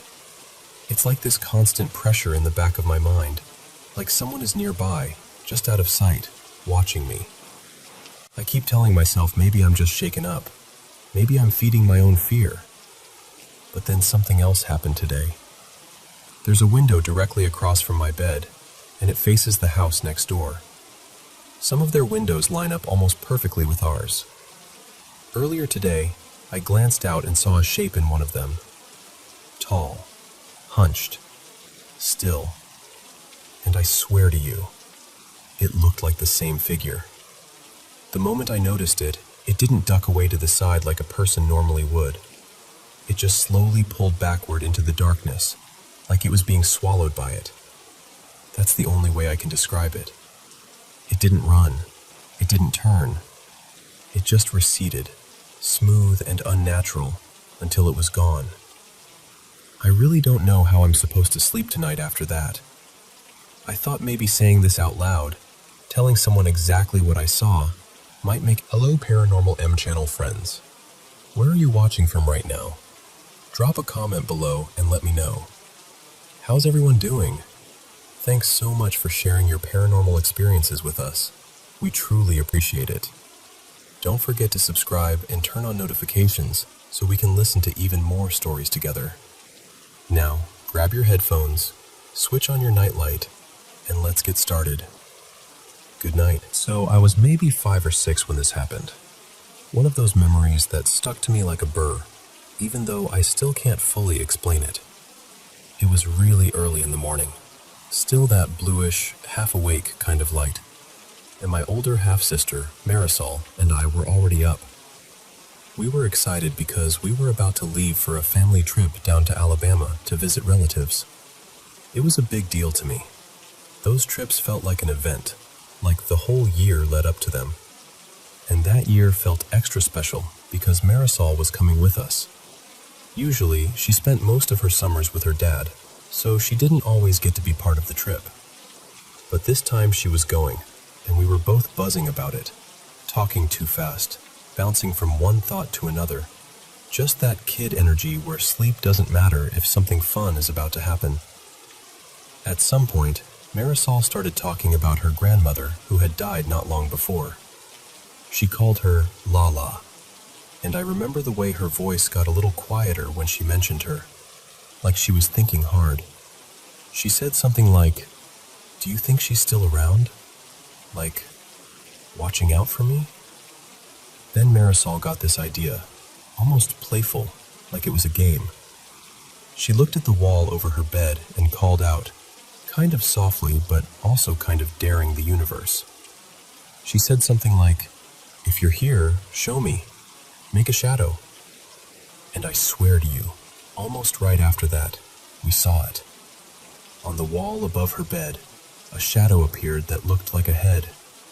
Not a whole person, just a head shape. Dark and clear enough that it made both of us freeze. My stomach did that weird drop feeling, because even though we were curious, we did not expect anything to actually happen. We just stared. I remember my heart thudding so loud it felt like it filled the room. And then, a few seconds later, it got even stranger. On the far left side of the same wall, another shadow showed up. This one shaped like a full person. But it wasn't the same kind of dark. It had this lighter, warm tint to it, like it was mixed with the sunrise coming through the window, almost amber. And it moved. Not like someone walking normally either. The best way I can describe it is like a slow, exaggerated running pose. Arms bent, legs stretched like mid-stride, like a person caught in a dramatic jog, but looping through the motion at a weird, unhurried pace. Marisol and I just watched it, completely silent, like if we spoke too loud it would notice us. And then it was gone. Just gone. Like someone switched it off. That's when I broke. I started crying. Full-on, little kid terrified crying. And Marisol immediately got serious, like she regretted the whole idea. She turned toward the wall and said, "Okay, stop. You're scaring her. Please stop." And after she said that, nothing else happened. No more shadows. No movement. Just the wall, the morning light, the two of us breathing too fast. I've told people about this before, and the most common explanation I hear is, maybe it was a dream. And I get why people say that. I really do. But here's the thing. This memory has always felt like a normal memory. Like the same category as remembering the smell of a room or the pattern on a blanket. And I had plenty of nightmares as a kid, and I remember those as nightmares. They had that specific, surreal, wrong texture that dreams have. I asked Marisol about it years later, and she said she didn't remember it happening at all. But then she explained she doesn't remember a lot of her childhood, because she was going through a really hard time back then, and blocked out huge chunks of it. What did make my skin prickle a little was that she also said, "Honestly, that sounds like something I would have done." Like calling out to someone who passed away and asking for a sign. She's always been the type to poke at paranormal stuff just to see what happens. Like it's fascinating to her, like experimenting. And me? I've always been the skeptical one. I want a reasonable explanation. I've tried to pick it apart from every angle.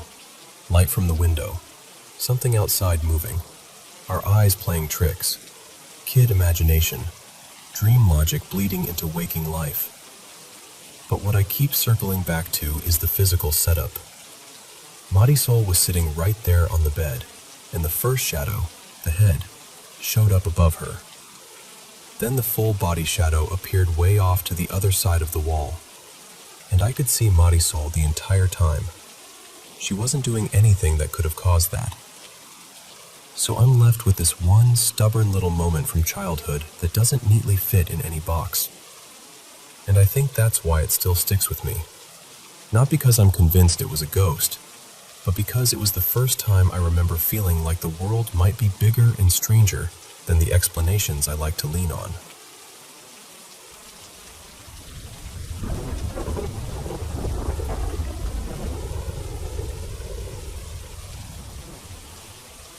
So here's where I'm at right now.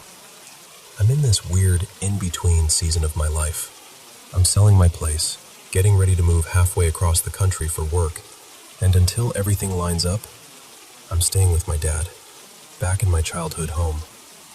And I need you to understand something about this house right away. My dad is basically the only person who has lived here for any real stretch of time and not had something happen.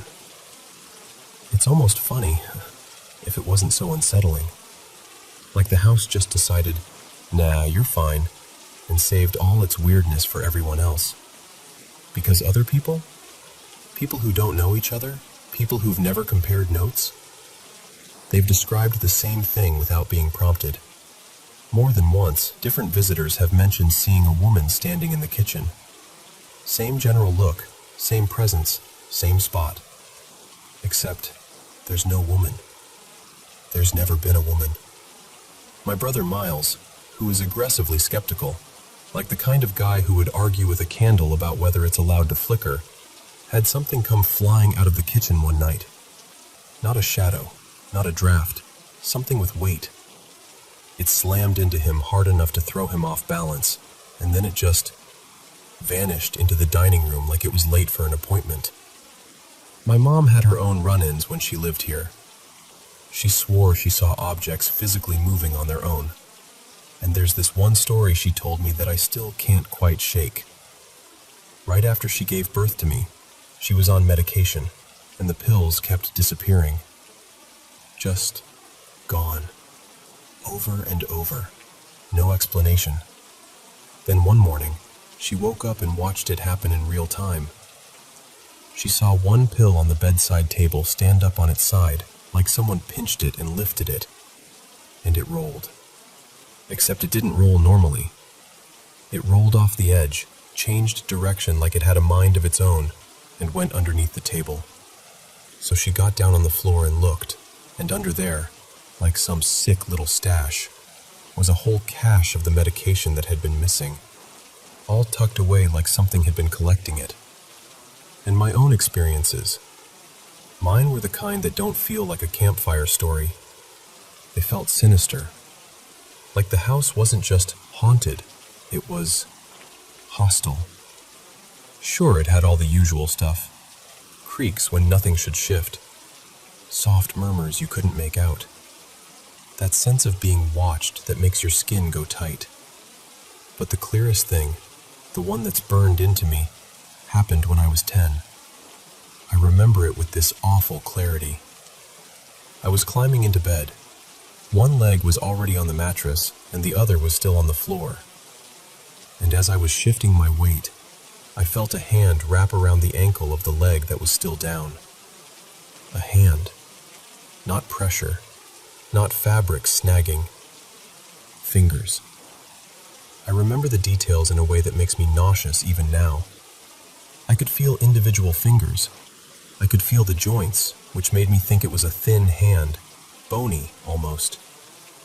I felt the nails, and it was ice cold, like it had been sitting in snow. And then it started pulling. Not tugging, pulling with intention. My body began sliding under the bed, and I'm telling you, there is no version of that moment where I did it to myself. The position I was in, one leg up, one leg down, there's no leverage to drag yourself backward like that. But I moved anyway. I felt my thighs stretching into this painful, forced half-split, like my muscles were going to tear. I slid at least a couple feet underneath the bed before it suddenly stopped. Just stopped, like someone let go. So when I say this house has something wrong with it, I don't mean it in a maybe it's spooky way. I mean there's something off here that even the most committed non-believer can't easily shrug away. It's not just events either, it's the atmosphere. The second you step inside, it's like the air thickens, like the place has this dampening effect on everything, sound, mood, even light. And that sounds dramatic, but I swear it's real. You can open every shade, every curtain, flood the windows with sunshine, and somehow the house still looks gray. Like the brightness hits the rooms and just gets buffered. The corners never fully brighten. The light feels tired before it reaches the walls, and it drains you. That's the part that feels the most consistent. I can be inside for 10 minutes and feel like I've run out of battery, like my thoughts slow down and my body gets heavy, and all I want is to leave. The strangest part is, I've never even felt like it's a ghost exactly. It doesn't feel human. It doesn't feel like a person lingering. It feels more like a bad pocket of something. Like the house is sitting on a nasty current, or it's acting like some kind of funnel. Like a place where the air and the energy and the mood all get pulled downward. And right now, it's quiet. Dormant, almost. Nothing dramatic is happening, but the pressure is still there, like something holding its breath in the walls. And that's why I'm torn. Because a big part of me wants to do something, anything, to push back against it. To make the place feel lighter while I'm stuck here. But there's this fear in the back of my mind that if I start trying to clear it, I'll just wake it up. Like I'll poke whatever this is and remind it I'm here. So I'm living in this uneasy balance, trying not to provoke it, trying not to think about it too much, while also feeling it sitting over my shoulder the entire time, like a storm that hasn't decided whether to break yet.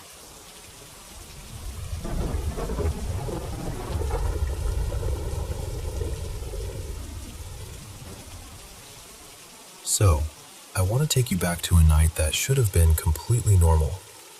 I went to bed like always, nothing on my mind, nothing weird in the air.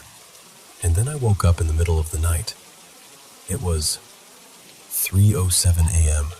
exactly. And the thing is, that time didn't just happen once.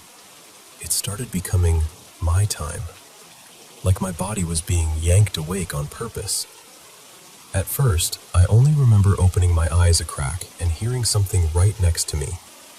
Not across the room. Next to me. Little sounds, like someone was carefully moving things around.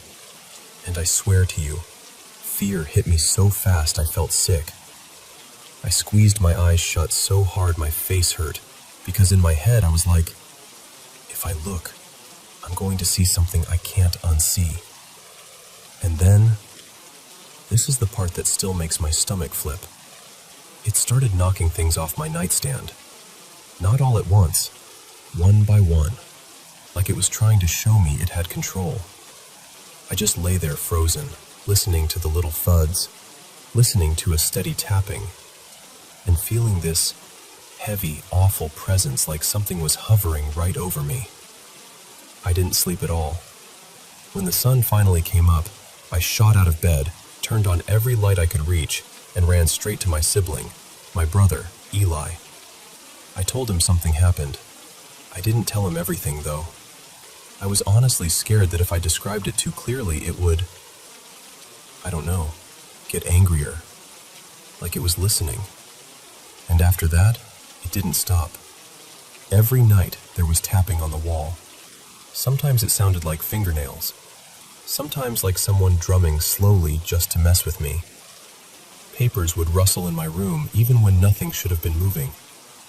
I'd lie there trying to convince myself it was air or the house settling. But it never felt like that. It felt intentional, like a message. I'm still here. One night, I dragged in this old lamp we had sitting around, one of those tall ones that had been shoved into a corner for ages. I didn't even care if it looked weird in my room. I just wanted light. I wanted something comforting. But my dad, Ray, saw it and got irritated in this cold, sharp way that didn't match the moment at all. He muttered something about me being dramatic and acting scared of the dark. And then, no warning, he snapped the lamp. Just used his knee and broke it like it was nothing. I remember standing there stunned, not even knowing what to say.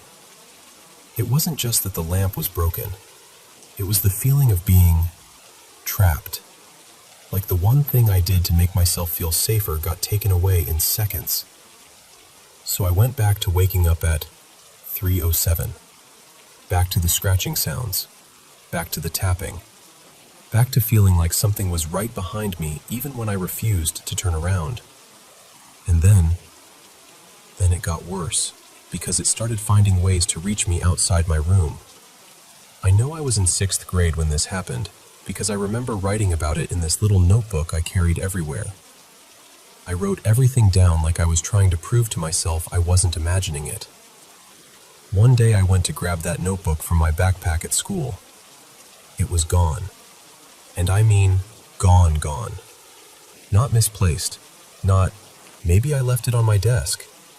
It wasn't there, and I remember my hands shaking while I dug through my bag like a maniac. Later that day, my friend Marisol messaged me. She said, is this yours? And she sent me a picture, a photo of my notebook page, the page I'd written in. I just stared at it, because I didn't understand how it was even possible. I hadn't shown it to anyone. I hadn't sent it. And yet, somehow, she had it on her phone. After that, it started testing me. Like it would drop little details into messages that were too specific to be coincidence. Things I'd thought privately. Things that happened during my day that nobody else would know. It felt like it had eyes on my life, not just my room. And the creepiest part is, I started responding. Not because I wanted to, but because I was desperate to understand what was happening.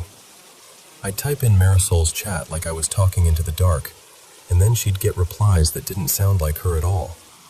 Short, taunting, knowing. I still feel guilty about that sometimes, because she must have thought I'd completely lost it. And then, because apparently it wasn't enough, it followed me into the stupidest place imaginable. A game. I was obsessed with Roblox back then. It was my escape, my little safe world. Until an account showed up that looked almost exactly like mine. Same name, same style. Just one tiny change. An extra letter at the end. Like a copycat shadow. And it messaged me. Just seeing that username pop up made my heart drop, because it felt like it was saying, "You can't get away from me. Not even here." And that wall tapping? That wasn't just sound. There are still marks. I'm not exaggerating. There are faint scratch lines on the wall that never fully disappeared, like something dragged across it over and over. Proof I didn't just dream it. It also loved moving my stuff. I'd leave something on my dresser, like a bracelet or a hair clip, and later it would be somewhere else. Not just slightly shifted, like fully relocated. And it didn't only mess with me. One day my parents were trying to leave the house, and their keys vanished. They tore the place apart. My mom was frustrated. My dad was snapping at everyone.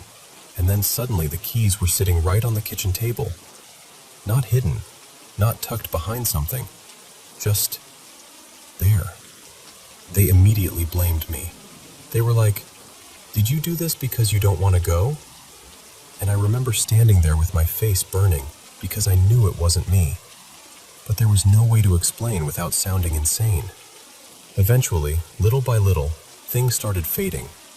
Not overnight, more like the volume turning down slowly. The nights weren't as loud. The tapping wasn't constant. And honestly, the first real shift happened when my mom bought me a nightlight. She'd noticed I'd been sleeping with my room light on, and she didn't shame me for it. She didn't get angry. She just tried to help. It was a simple thing, but it made me feel less alone in the dark.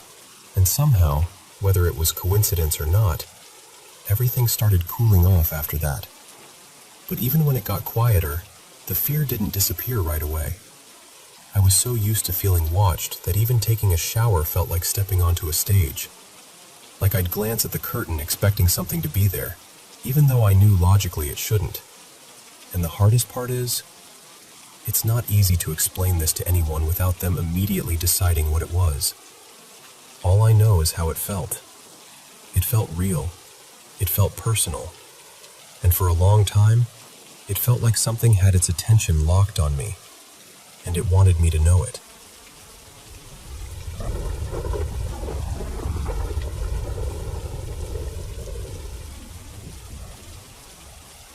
I need to tell you about this place I keep going to when I'm asleep, because it's not just a dream at this point. It's been years, like years. And every time I end up there, it feels like I've been dropped back into a world that already remembers me. So, I've had disturbing dreams for a long time, since I was a teenager. I'm in my mid-20s now, and they still come. They're always intense, like I'm living someone else's life for the night, and they almost always involve drugs showing up somehow, and me getting dragged into these situations where I'm one wrong move away from dying. And there's always this same man. I'll call him Elias, because that's not his real name. Honestly, I don't even know if he has a real name, but he has this familiar face that never changes.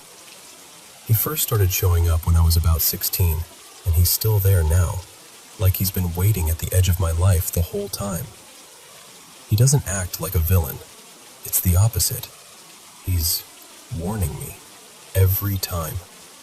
Sometimes he appears in the basement of this massive hotel, like he's just standing there in the dim light, calm as anything, while my stomach is doing flips. Other times he's sitting on a bench outside some corner store I've been to 100 times in that dream city. And when he talks, it's not dramatic, it's almost tired, like he's said the same line too many times. Don't go that way. Don't take anything from them. Not tonight. And I hate how much I trust him, because I don't even understand why I do. The city itself, it's hard to explain without sounding ridiculous. It feels post-apocalyptic, but not in the movie way. More like the world ended politely. Like people kept going after something broke and never got repaired. The streets are familiar but wrong. The sky always looks kind of bruised, and there's this constant sense that something terrible is happening just out of sight. Sometimes I'm walking on the outer edge of it, like the city thins out into nothing. I'll be barefoot, always barefoot, and I won't know where I'm going, just stumbling along broken pavement, trying to pretend it's normal. And then I end up at this house.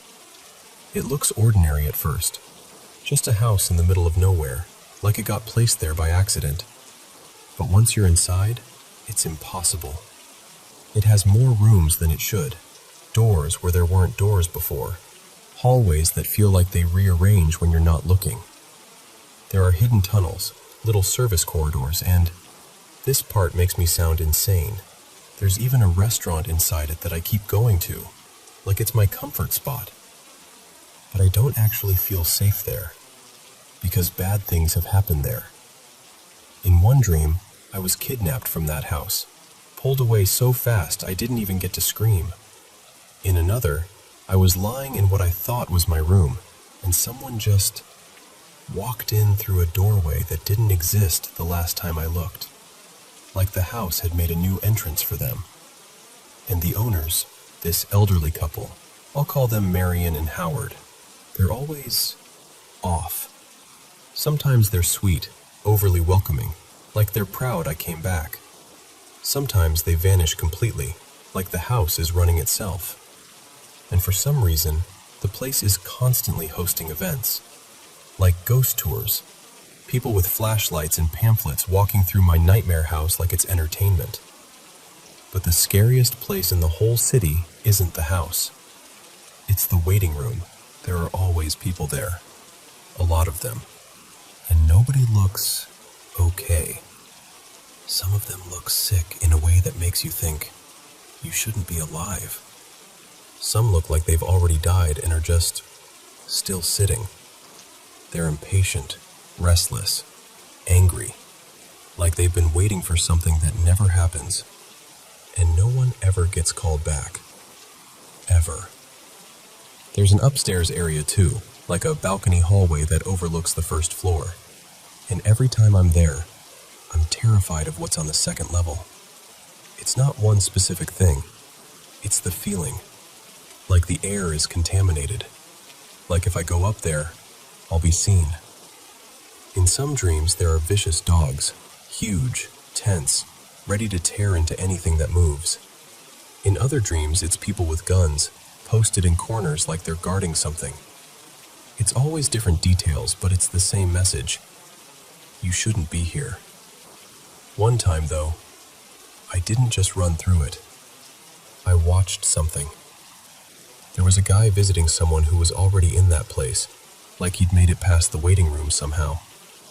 I couldn't hear their full conversation, like the dream muted it, but I saw them crying, both of them. The kind of crying that's ugly and honest and doesn't stop. And I remember standing there frozen, unable to intervene, and then realizing I was crying too. Like my body was responding to grief I didn't even understand. That's what messes with me. It's not just fear. It's emotion that feels borrowed. And then there's the hotel. The hotel is a whole thing. It's massive, like it goes on forever. I'm always there at midnight, always trying to get somewhere, always feeling like I'm being watched.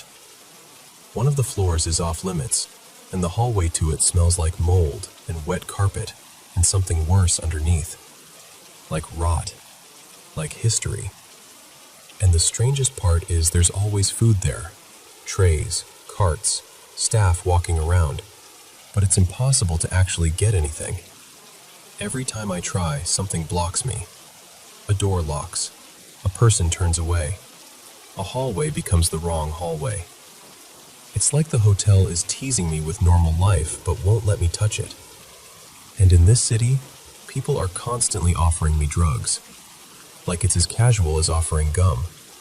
Someone will press something into my hand and I'll assume it's weed, or mushrooms, or something that makes sense. And then I look down and realize it's these weird black pills. Too dark, too smooth, almost unnatural. And everyone else takes them like it's nothing, like it's just part of being there. But when I take them, it always goes wrong. The sensation in the dream shifts. The fear spikes. Like my body is screaming, "That's not what you thought it was." Like I've been tricked. I've almost been shot in that city. I've been chased. I've been cornered.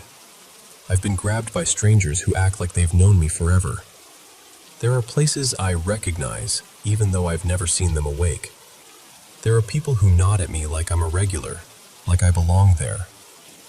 And that's when Elias shows up again, always at the moment things tip too far. Once I was staying in the hotel and there was this person living in a bathtub. I know how that sounds, but in the dream it was just true, like it was the most normal thing in the world. I'll call them Ren. Ren looked half feral, half gentle, like they'd been surviving in the plumbing for years. And that night, when a couple people tried to pull me out of my room, Ren appeared, silent, fast, and helped me escape. Like they'd been listening the whole time, waiting for the exact second I needed help. I don't know if Elias is part of the nightmare, or part of the defense. Because here's the thing, the city came first. I started dreaming about it before he ever showed up. And then, years later, suddenly he's there, steady, familiar, always warning me away from the worst choices. And when I try to tell people about any of this, they don't believe me. They say I was too young when it started to even know the things I describe. Like I couldn't possibly have invented certain details. Like my brain wouldn't have had the material yet. But I know what I remember. And I know what it feels like when I step back into that city, and it greets me like I never left. Sometimes I wake up shaking, heart racing, like I barely made it out alive. And sometimes, this is the part I don't say out loud. I wake up with this weird, heavy gratitude. Like someone walked me to the edge of something awful, put a hand out, and kept me from going over. Like Elias. Like he's been doing it for years.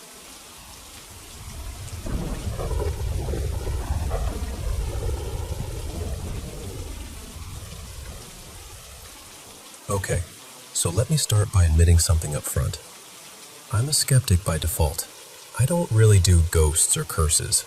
If anything paranormal happens, my brain immediately files it under science we just haven't pinned down yet. Also, one detail matters a lot here. I grew up in a French-speaking household in Quebec, and when this happened, English was basically a mystery language to me. I could recognize the vibe of it, maybe, but I didn't know it. So, picture this. It's a warm summer evening. I'm maybe 8 years old, and I'm wandering up the street near my place. At the end of the road, there's this stretch of woods. Nothing dramatic, just a little patch of forest with a small clearing before the trees really thicken. Kids would sometimes meet there, build little forts, dare each other to go farther in, that kind of thing. I'm walking around the clearing, half looking for my friends, half just killing time, when I notice something pale on the ground. At first, I think it's a stick. Then I realize it's not a stick. It's a bone. Like, unmistakably a bone. About the length of my forearm, and it's broken. One end looks jagged like something snapped it, and a chunk is missing. My stomach does this tight little flip, but I still crouch down because kids are weird, and curiosity is stronger than fear until it suddenly isn't. And right beside it, on the dirt, there's a single drop of blood. Just one. Not a smear, not a trail. One lonely drop, dark and glossy, like it fell from nowhere. Now, the normal thing would have been, nope, and sprint home like my life depended on it. But I didn't. I kind of froze, like my body forgot the next step. I stared at that drop so hard it felt like the rest of the world went quiet around it. And then the drop started to move. Not like it was dripping or spreading. It shifted, like it had intention. It slowly pulled itself into a shape, almost like it was drawing, until it looked like a tiny cross on the ground. My skin went cold. I stood up, bone still in my hand, and that's when everything in front of me changed.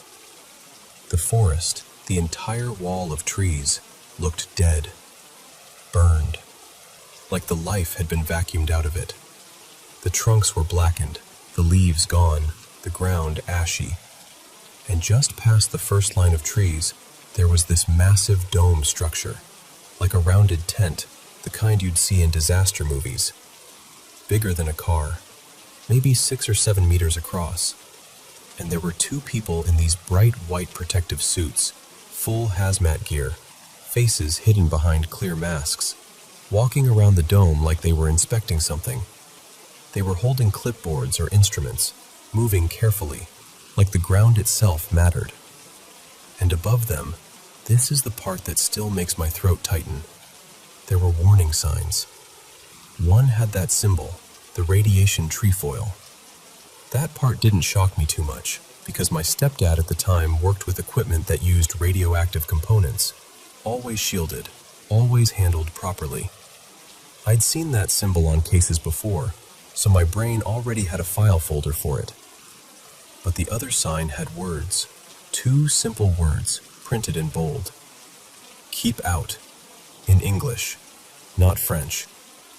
And I remember, so clearly, the feeling of my brain catching on it like a snag in fabric, because I understood what it meant, immediately, without translating, without thinking.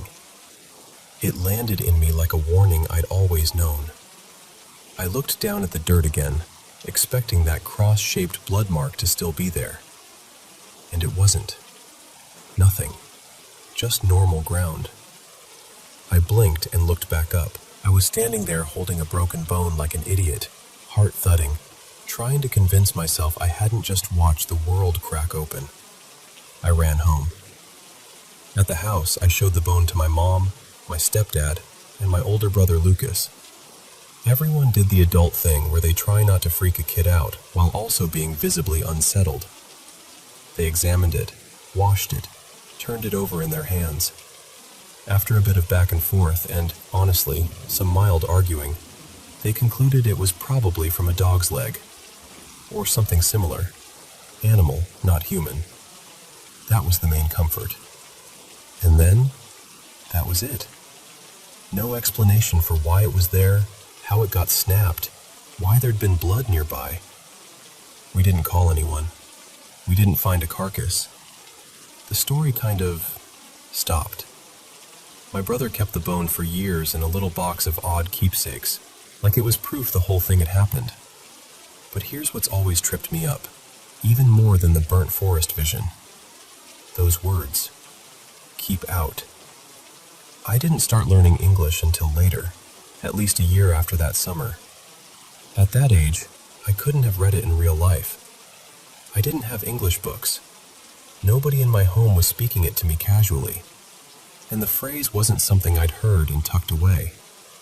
So how did my brain hallucinate a sign with perfectly correct English? 2 words that carry a very specific tone. Simple, direct, threatening. In a moment where I was supposedly inventing the whole thing. Was it subconscious? Like, maybe I'd seen the phrase on TV somewhere and didn't remember seeing it, but my brain stored it anyway. Maybe I recognized the shape of the words, and my fear filled in the meaning. Or maybe I'd heard it once, passing by a construction site, a movie playing in another room, and it stuck deeper than I realized. Or did my kid brain misfire in some totally explainable way? Heat, dehydration, stress, some weird neurological blip? A moment of dissociation where reality slipped and snapped back. I don't want it to be anything mystical. I really don't. The peering into the future idea makes my skin crawl, honestly.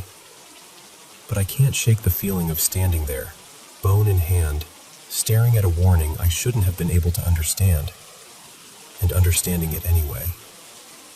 And that's why, even as a skeptic, I still carry this story around like a splinter I can't quite pull out.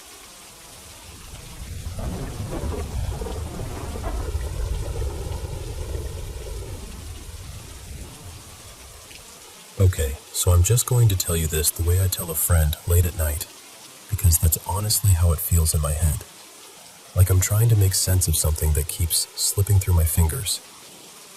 About 2 weeks ago, my house started doing this weird thing. And when I say my house, I mean my normal, boring family house. I live here with my family. We've got 2 dogs, and the place was built about 12 years ago. We've lived here forever with 0 paranormal drama. No cold spots, no creepy whispers, nothing. The vibe has always been completely ordinary. And then suddenly, over the last couple weeks, it's like something started testing the water. Not consistently either. It's showing up in different ways, at different times, to different people. That's what messes with me most. My family isn't the type to freak out easily. We're the kind of people who would rather blame a loose vent or a weird reflection than say, ghost. So the fact that even they are getting unsettled, that's saying something.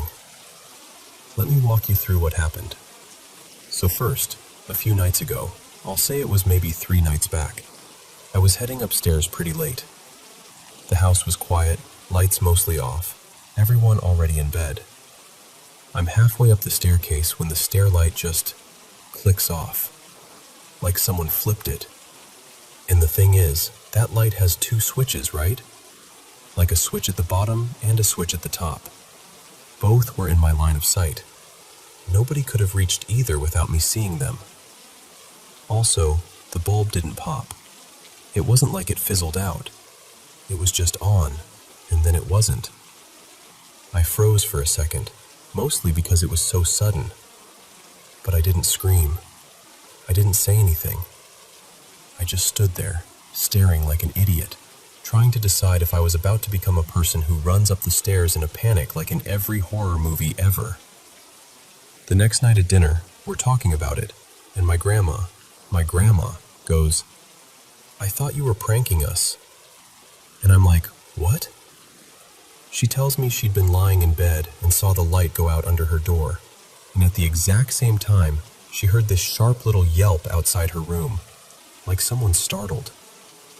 She swears she heard it. But I didn't make a sound. I wasn't even near her door.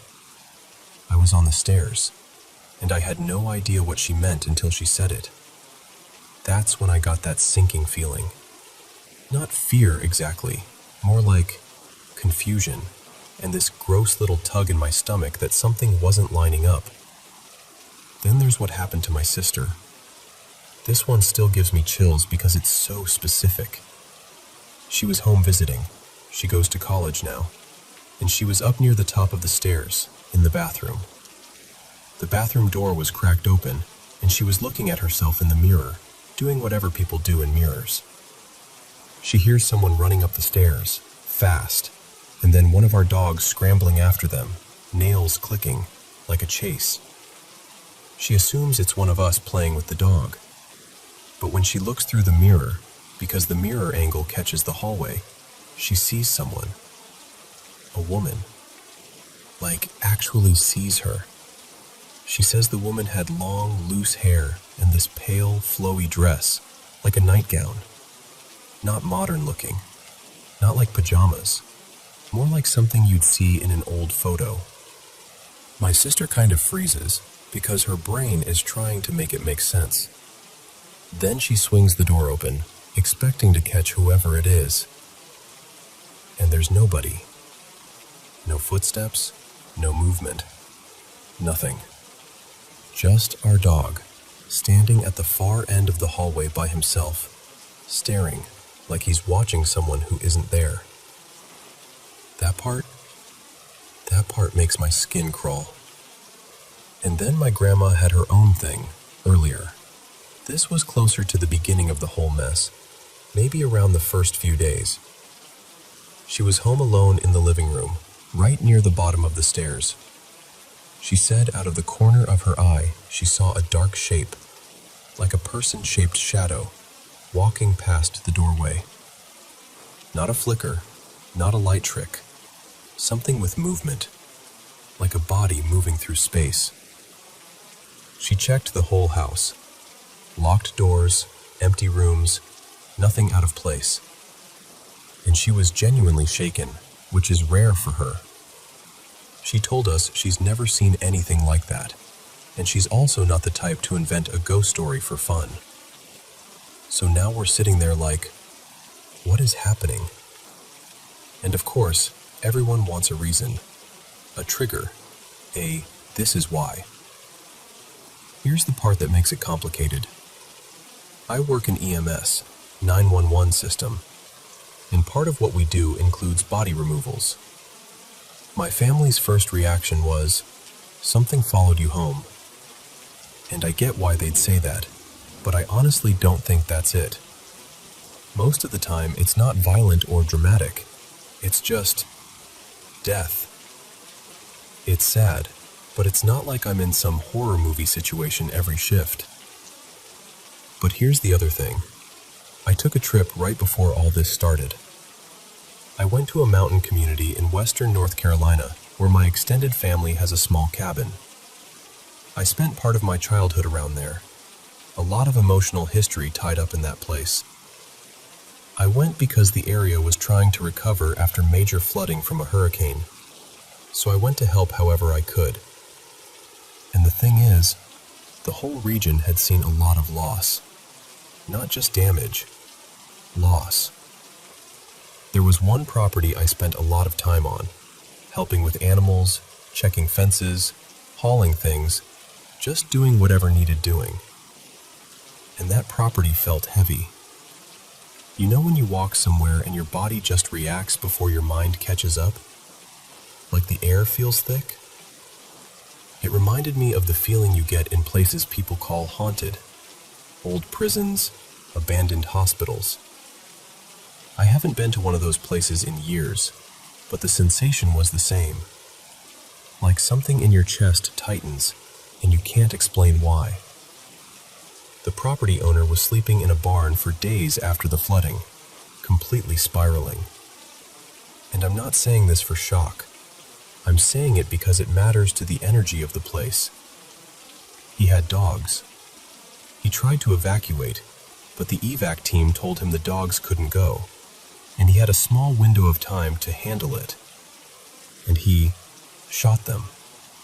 Both of them. I can still feel how wrong that whole story sits in my bones. And while I was helping there, one of the horses died too. Colic. I found it. And if you've ever been around that kind of thing, the smell, the stillness, it stays with you. People in that area have also talked for years about seeing a woman in white. Like, it's a local thing. Stories that come up in casual conversation the way legends do. Half joking, half serious. And then there's one more layer. My sister visiting. She came home that same weekend I got back, and she told me that before she visited, her dorm room had a few weird little incidents. Nothing huge, but enough to make her go, okay, that's odd. And then when she came home, that hallway thing happened. And after she left and went back to school, the dorm weirdness stopped. So now I'm sitting here trying not to make a conspiracy wall out of thumbtacks and string, but it's hard not to notice the timing. Oh, and as if all that isn't enough, there's also a rumor about the land our house sits on. Supposedly, before the neighborhood was built, there was a domestic tragedy here. A man killed his family and then himself. But here's what I can't get past. We've lived here for more than a decade, and nothing. Not a single strange thing. Not once. So why now? Why 2 weeks of weirdness after years of normal? That's the question that keeps looping in my head. Because I don't know what I believe. I'm not trying to summon anything. Nobody in this house plays with boards or tries to invite spirits or anything like that. We're not dabbling. We're just living our lives. And then suddenly the lights are going out. My grandma's hearing sounds that didn't happen. My sister's seeing someone who isn't there. And our dog is acting like he's tracking movement in empty space. And I keep asking myself if this is something that followed me, or something that woke up, or just a pile of coincidences that happen to be perfectly timed in the worst possible way. But I'll tell you what, whether it's paranormal or not, the house doesn't feel the same at night anymore. And that's the part I hate the most.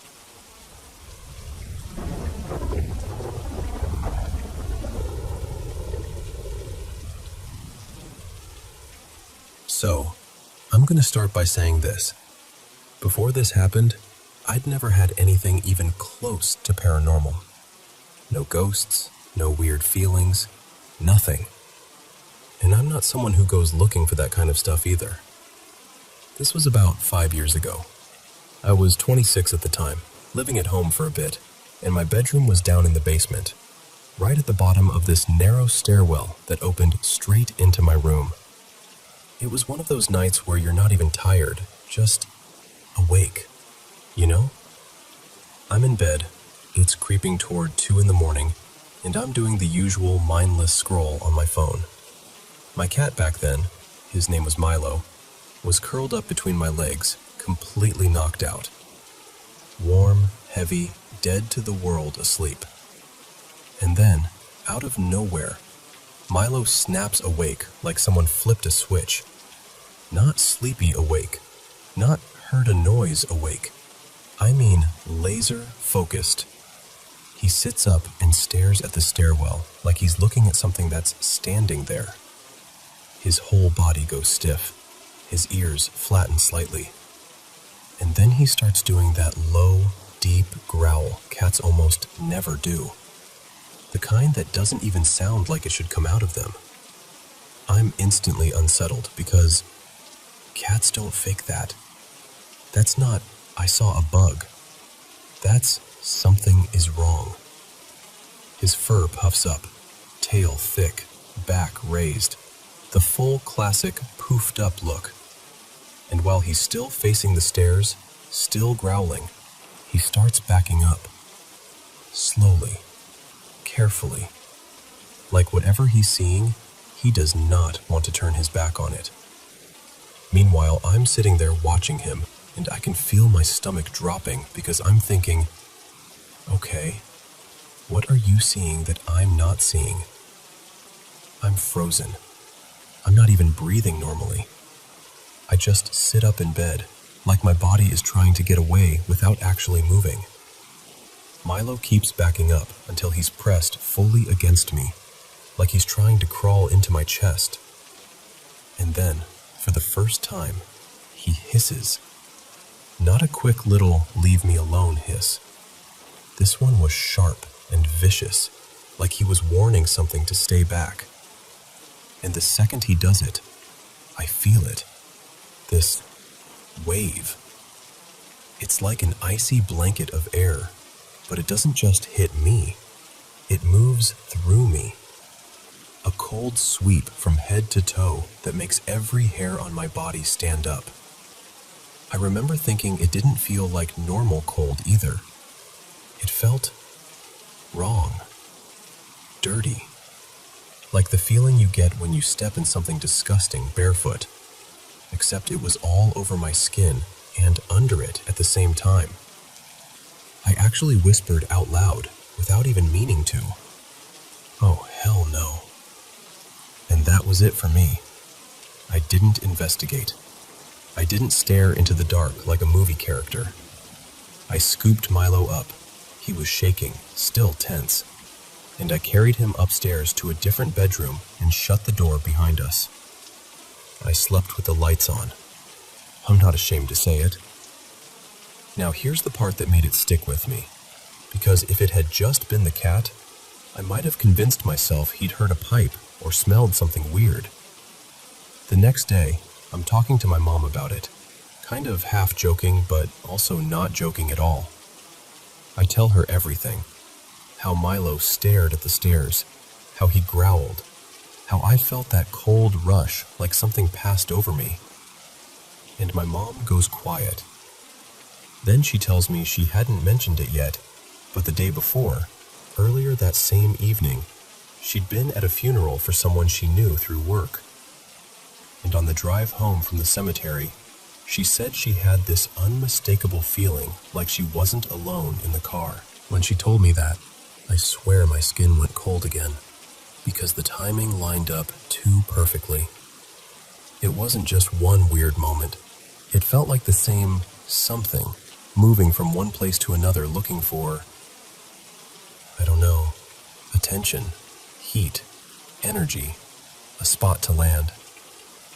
Later that day, we didn't mess around. We opened windows, burned sage, said prayers, whatever you want to call it. We just made it clear that anything that didn't belong there needed to leave. My mom spoke out loud, firm and calm, like she was setting rules in her own home. And after that, nothing. No more staring, no more growling, no more cold wave. But I'll tell you what, ever since that night, I don't look at reality the same way. I don't act like I have answers, but I also don't shrug everything off anymore. Because I know what I felt. And I know my cat wasn't reacting to my imagination. So yeah, say your prayers, eat your vegetables, and if your cat starts growling at an empty stairwell at 2 a.m, believe your cat.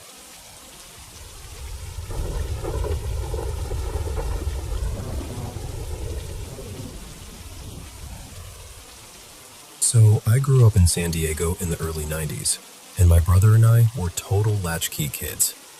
Both my parents worked long hours, so a lot of afternoons we'd let ourselves in, toss our backpacks down, and just figure it out until they got home. Our house was older, creaky in that normal, lived-in way, but it never felt scary. I didn't walk around feeling dread or anything like that. Still, there's this one weird little thing I remember from back then. Sometimes I'd wake up in the middle of the night and swear I could see shadowy outlines, like people-shaped silhouettes, standing near my bed. I'd always do the same thing. Pull the blanket over my head and tell myself, okay, cool. I watched something creepy on TV. My brain is being dramatic. And honestly, most nights I'd fall right back asleep like it was nothing. But one evening, something happened that didn't feel like a half-dream. It was one of those early winter nights where the sun disappears way too fast. So even though it was only around 5:30 or 6, it was already dark outside. I was in the bedroom we shared, and my brother, Noah, was out cold on his bed, totally knocked out. I was sitting on the carpet near the dresser, flipping through a comic book or maybe a library book. I can't remember exactly. What I do remember is how quiet everything was. Not the cozy kind of quiet either, the kind where you notice how still the air feels. On top of our dresser, there was one of those old-school setups. Big wooden dresser, giant mirror attached, the kind that makes your room feel twice as big. And sitting on the dresser was a postcard, face down. Just a random mailer, one of those cheesy promotional postcards. This one had a photo of a woman by a pool, like some vacation deal or hotel advertisement. Not scandalous or anything, just oddly specific, and honestly, I still don't know why it was even in our room. Anyway, for some reason, I kept staring at it. And then, without any warning, the postcard moved. It didn't slide. It didn't flutter. It didn't slowly creep to the edge. It just flipped up. Like someone pinched one end and popped it upright.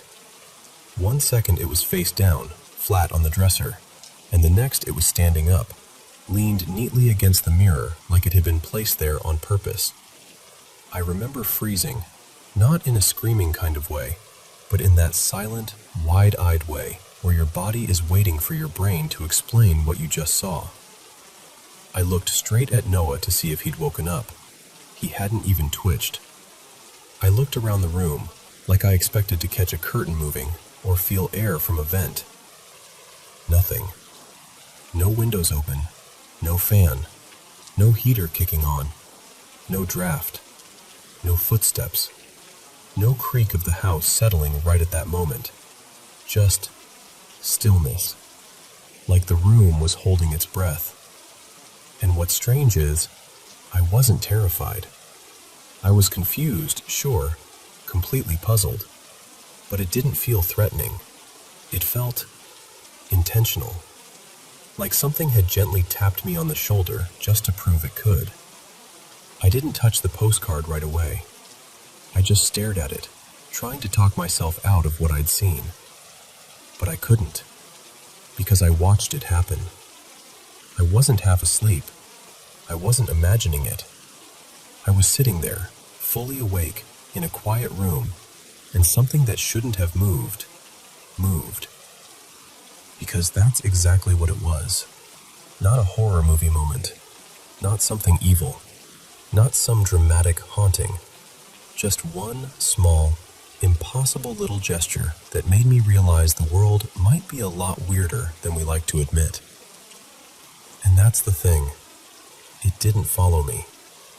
Nothing else like that ever happened again in the same way. It was like that house held on to its own strange energy, and once we moved, it stayed behind. Years later, I found out the house is gone now, torn down, and there's a townhouse complex sitting where it used to be. And whenever I think about that, I wonder if the new people living there ever get that same kind of quiet little hello, that tiny, unexplainable nudge that makes you stop, look around, and realize you're not as alone as you thought.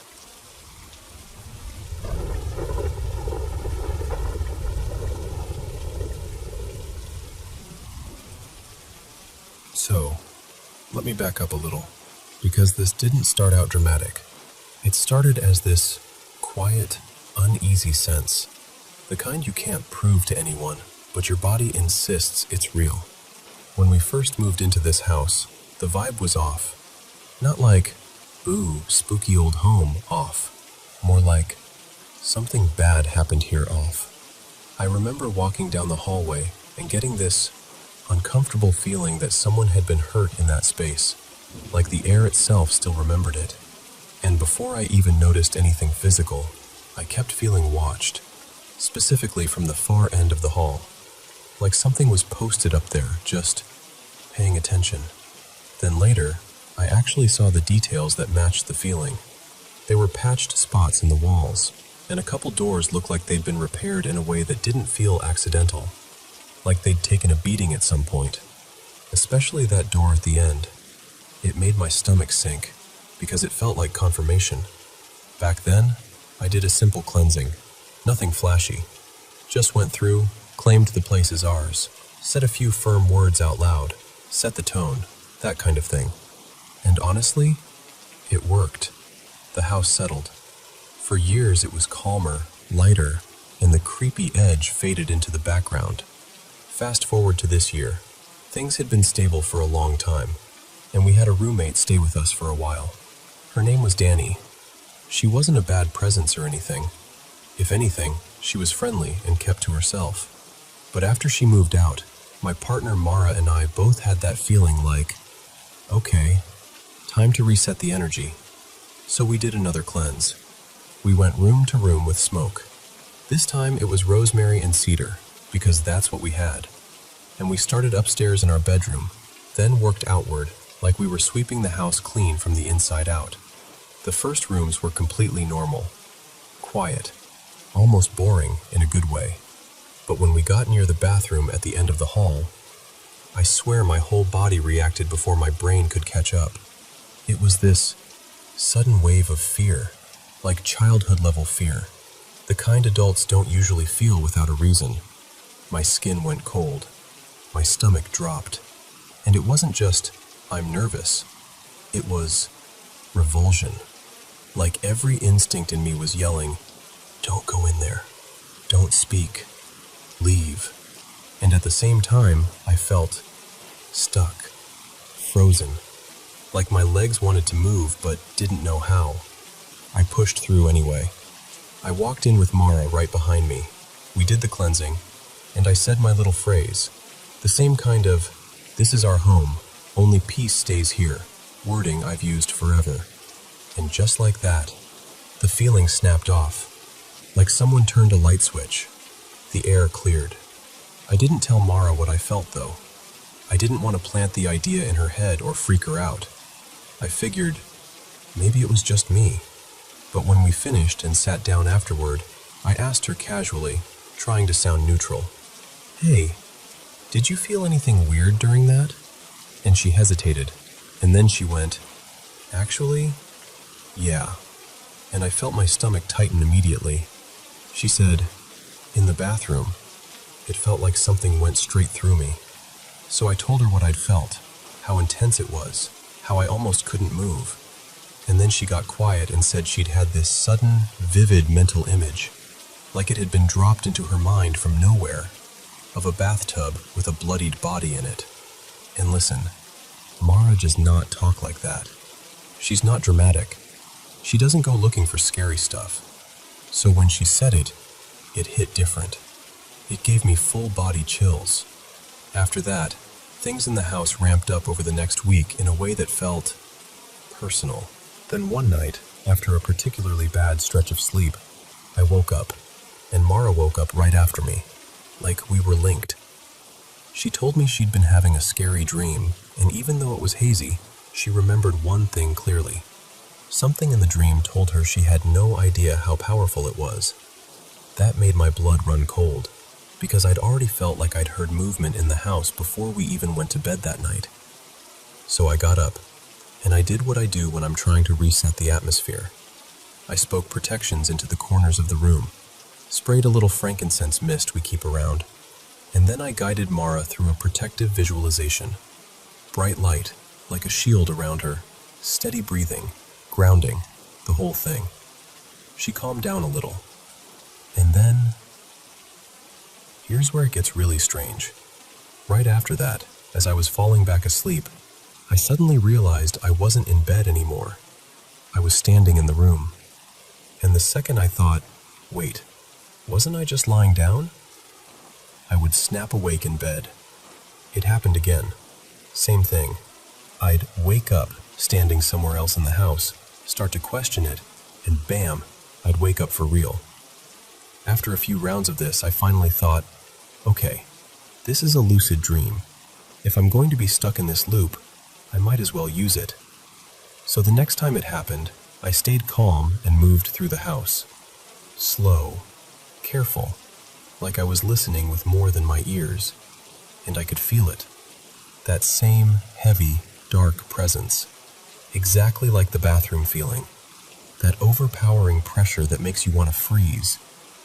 I followed it, and when it got so intense I could barely move or speak, I called in protection, like invoking guardians, whatever you want to call it. In the dream, it worked immediately. The pressure eased enough for me to breathe and keep going. I moved toward the back of the house, opened a door, and instead of outside, it led into this cozy little coffee shop. Warm lights, soft chatter, the smell of espresso, completely out of place, but weirdly comforting. Behind the counter was a barista, Elena, around my age, with this calm, grounded presence. The second she saw me, she smiled like she'd been expecting me and said, "Oh, you're here. We were just talking about you." And I can't explain it, but I knew she wasn't just a random dream character. There was something protective about her, like she was the kind of being that doesn't get rattled, the kind that stands between you and something dangerous. We talked briefly, and then I asked her directly about the presence in the house, what it was, why it felt like that. And she said, very clearly, like she was choosing the words carefully, "I am haunted by Rosius." The name hit my ears in a strange way, like it had extra letters in it that I couldn't quite see.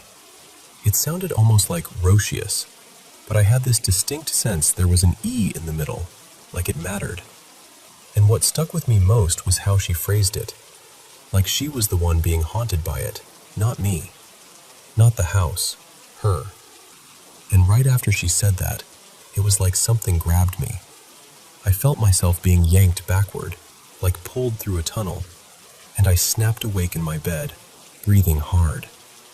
Afterward, I couldn't stop thinking about Danny, our former roommate. Not because I blame her, but because she was into witchy stuff too.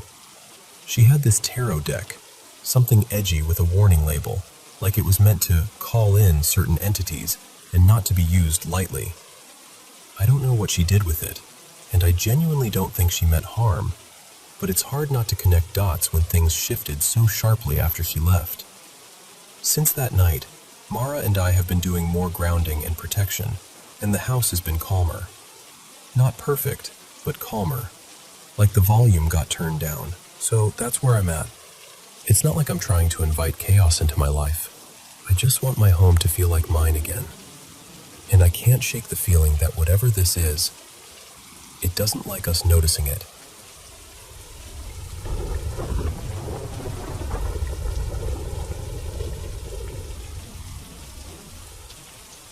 Okay, so I normally go through life acting like ghosts are firmly in the fun story category.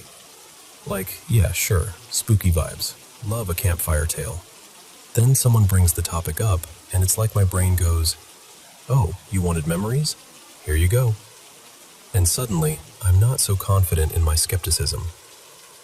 The first thing I ever remember happening was when I was little, definitely not older than 9. It was one of those nights where the whole house felt extra quiet, like even the air was asleep. I got up to use the bathroom, half awake, doing that careful kid walk where you're trying not to step on any creaky spots. My parents' bedroom door was cracked open, and as I passed it, I glanced in without really thinking. And I swear I saw a woman in a white nightdress standing at their dresser mirror. Long hair just hanging there, like she'd been standing for a while. The thing that threw me instantly was, it didn't look like my mom.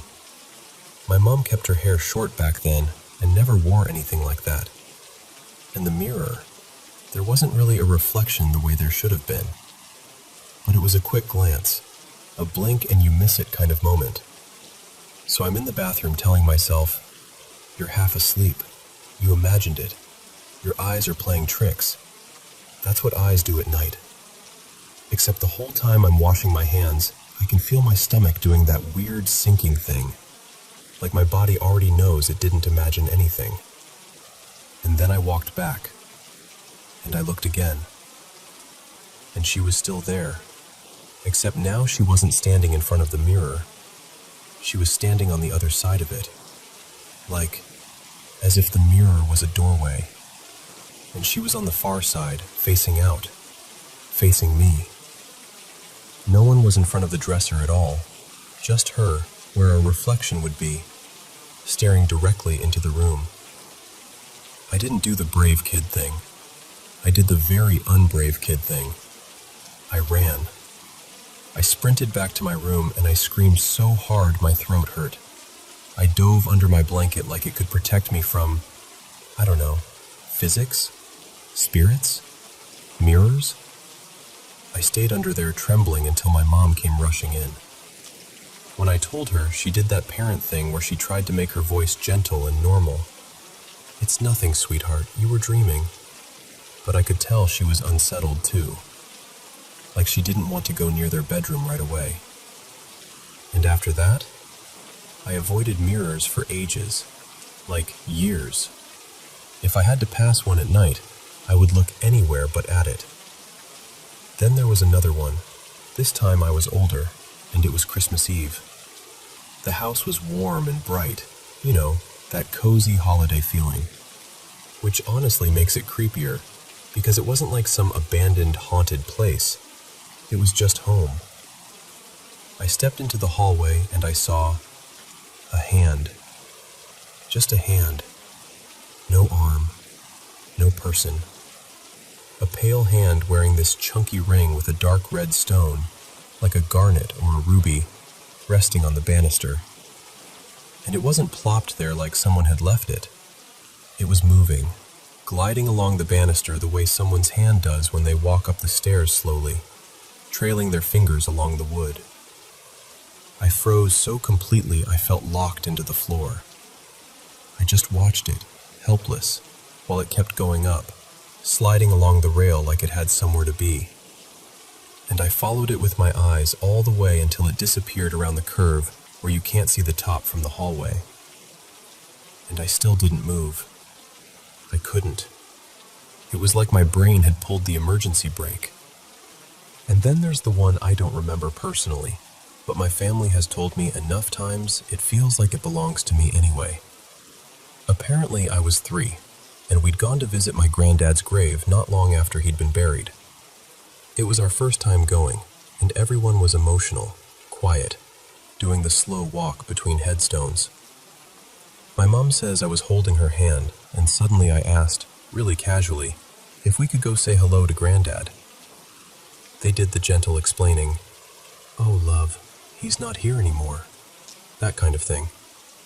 But apparently I pointed toward the far back corner of the graveyard and said, very matter of fact, "Yes, he is. He's over there." And then I traced something with my finger like I was watching someone move, like I was following a person no one else could see.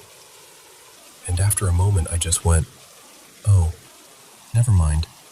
He's gone now." Everyone swears there was no one else there, just us. No visitor to confuse things, no passerby, nothing. So yeah, those are my little greatest hits of maybe ghosts are real and my brain is lying to me for comfort. And none of it felt angry, if that makes sense. It was scary, absolutely, terrifying even, but not like something was trying to hurt me. More like something sharing space with us for a moment. And honestly, if my granddad really did come by to check on us, and I was the only one who could see him, that part is kind of sweet. Still freaky. Still makes my skin prickle when I think about it. But sweet. In a, please don't ever do that again sort of way.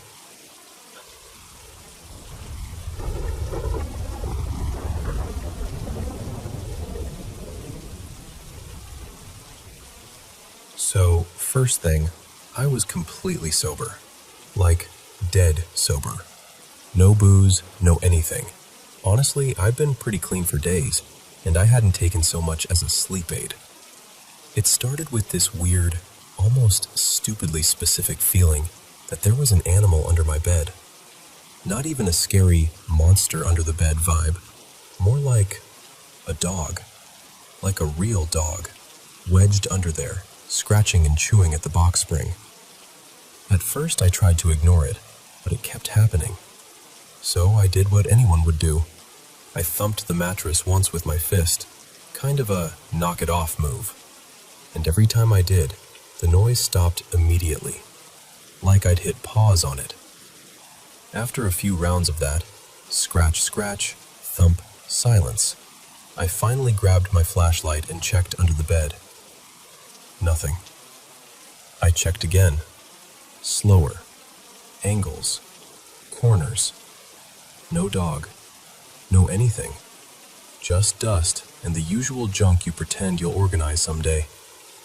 I got back into bed, telling myself it was some random settling noise or my brain being dramatic.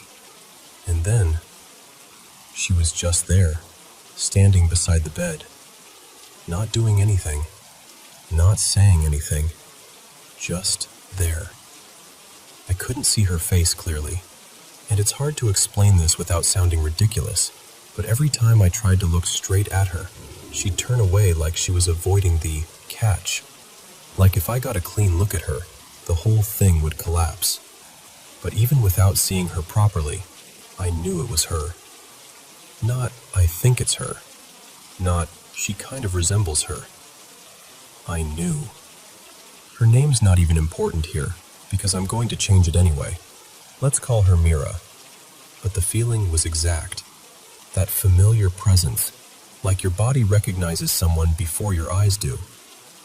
I asked her questions, quiet ones, because it was the middle of the night, and I still had this half-belief I'd snap out of it.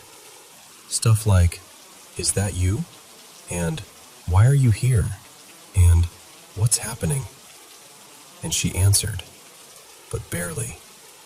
One-word answers. Yeah. No. Later.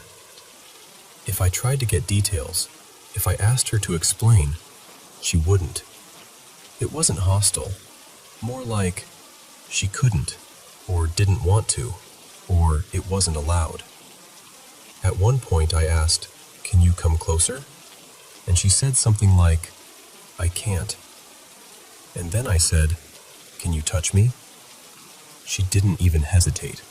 Just, no. That hit harder than I expected, because Mira, back when she was really in my life, was the kind of person who hugged you like she meant it, like she could press the worry right out of your ribs. So hearing no made my chest do that tight, sinking thing. Then she said, very calmly, "I'll be right back." And I swear to you, she walked directly toward the wall at the foot of my bed. No door, no hallway, just wall. And she passed into it like it was fog and vanished. That was the exact moment something in me shifted from, this is a dream, to, okay, wait, I'm awake. Because I sat up, fully. I swung my legs over the side of the bed. I touched my nightstand. I pinched my arm like an idiot. I felt everything. I was present in my body. I was in my room. And she was gone. A few minutes passed, maybe less, maybe more. Time gets weird in those moments. Then she came back. And this part is so absurd it's almost funny. She returned with a small bag of snacks. Like the kind you'd grab from a convenience store when you're trying to feel better about being awake at a cruel hour. Except, she didn't come through a door. She didn't carry them in from anywhere. They sort of appeared from the folds of my comforter, like my blanket was a magician's sleeve. She held them up like, "See? I brought something." Eventually, she sat on the edge of the bed. Then she lay down beside me, not quite touching. And this is where it got gentler, strangely normal, like we were two people trying to make the best of impossible rules. She couldn't touch me directly, but with the blanket between us, she kind of brushed her feet against mine, softly, like testing the edge of a boundary. Like the blanket made it possible, or safer, or less real, in whatever way reality needed it to be. We didn't push it after that. No experiments. No, okay, now try your hand, or any of that. We just talked. Not like a dramatic reunion, more like the kind of talk you fall into when someone knows you too well. The kind where you don't have to perform. Where silence doesn't feel like punishment. And the whole time I had this feeling in my chest that I hadn't felt in years, like an old connection lighting up again. Not nostalgia exactly, something deeper. Like my body remembered the shape of that bond and just resumed it. For context, and I'll keep this vague on purpose, Mira and I had the kind of connection people call soulmate when they don't know what else to call it. Not because it was perfect, but because it felt undeniable. It ended because life got messy in a way neither of us could fix, not because we stopped caring. So having her there, in my room, in that quiet hour, it didn't feel like meeting a stranger. It felt like recognizing a frequency. Around 5 in the morning, right when the dark outside starts thinning, right when you can feel the night losing its grip, she sat up and said something like, "I have to go." Then she walked into my bathroom. And this is where the room turned into a glitch. She stepped forward like she was climbing stairs, except there were no stairs. No ladder, no attic access, no ceiling hatch, just empty bathroom air. But she climbed anyway, as if there was a staircase only she could see. She went up, out of sight. Then she came back down once, maybe twice. Each time she stood silently near my bed, almost like she was waiting for something to finish, like stretching before a long trip, or pausing because she didn't want to leave yet. I tried to look directly at her when she did that, and every time I did, she would thin out. Not disappear instantly, but fade, like my attention itself broke whatever kept her here. So I watched from the corner of my vision, like you do with a shy animal you don't want to spook. Finally, she went up the invisible stairs again, and this time, she didn't come back. I waited. Then I got up and went into the bathroom, because some part of me needed to confirm something with my own eyes. No hole in the ceiling, no hidden door, no attic stairs, no draft, nothing. Just my normal, boring bathroom. And I stood there, staring up like an idiot, feeling this mix of warmth and dread and longing I can't quite translate. Because it wasn't just what happened, it was how it felt. I felt her. I felt that old, powerful connection snap back into place like it had been waiting somewhere behind the walls of my life. And I don't know what to do with that. So yeah, now I'm left with the questions everyone would ask. Was I sleep-deprived and half-dreaming? Was it some kind of lucid state that convinced me I was awake? Am I so lonely my brain is building comfort out of thin air? Or was it something stranger? Some kind of projection? Some shared moment? Some impossible overlap?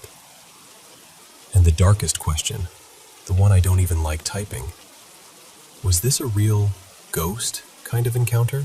I'm not asking anyone to tell me it's definitely paranormal or definitely psychological. I don't want to be laughed at for saying it out loud. If you've ever had anything even remotely like this, something that felt real in your body, not just in your imagination, I'd honestly like to hear how you made sense of it. Because right now, all I have is the memory of a presence by my bed, the soft brush of feet through a blanket, and the quiet feeling that someone I haven't seen in a long time somehow found her way back to me for a few hours before dawn.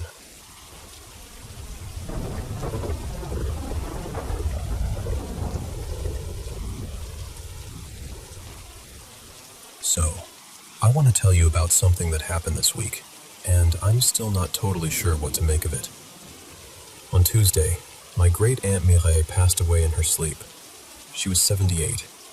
It was completely unexpected, and it hit our family hard, especially that whole side of the family, because she was the one who held everyone together. You know those people who feel like the center of a family? That was her. Mireille was deeply involved in her church here in Luxembourg. She sang in the local choir for years, faithful, consistent, always showing up. And she always loved hearing me sing too. Every time I performed, she'd get emotional, like really emotional, tears in her eyes, squeezing my hands afterward, telling me thank you like I'd given her something priceless. And as a singer, that kind of reaction can be weirdly hard to process. Because in my head I'm thinking, it's just my voice. How is this affecting you that much? I don't fully understand it. But I've always respected it because it was so sincere.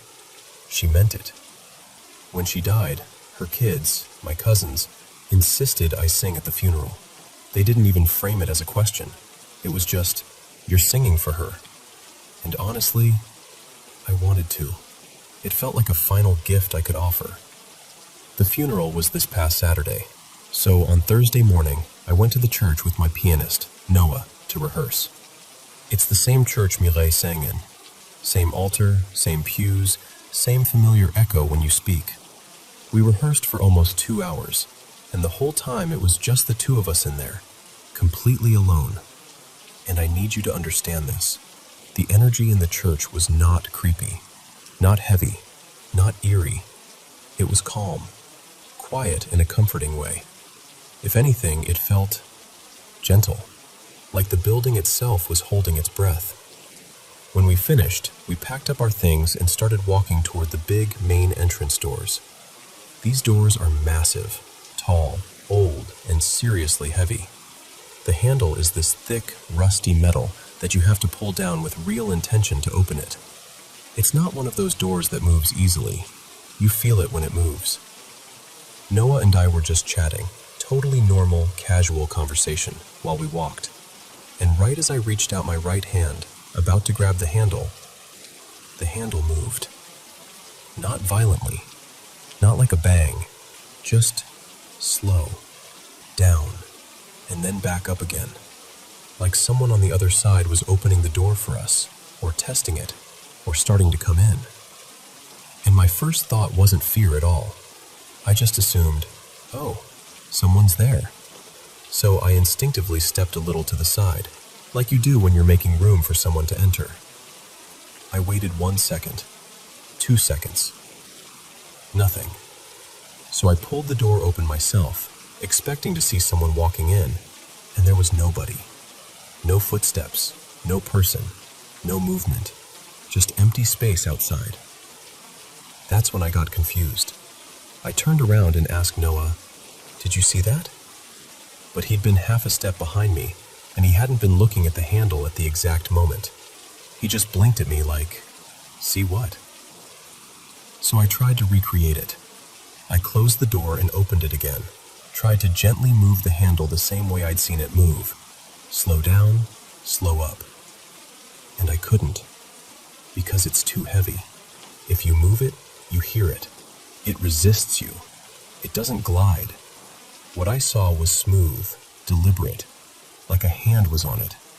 But when I tried to do it softly, I physically couldn't. Not without that loud metallic scrape. Noah and I kind of stared at each other. Then we laughed. Because what else do you do when something doesn't make sense? We shrugged it off and walked out. But I'll be honest with you, it stayed with me. And maybe that sounds ridiculous. Maybe it was air pressure.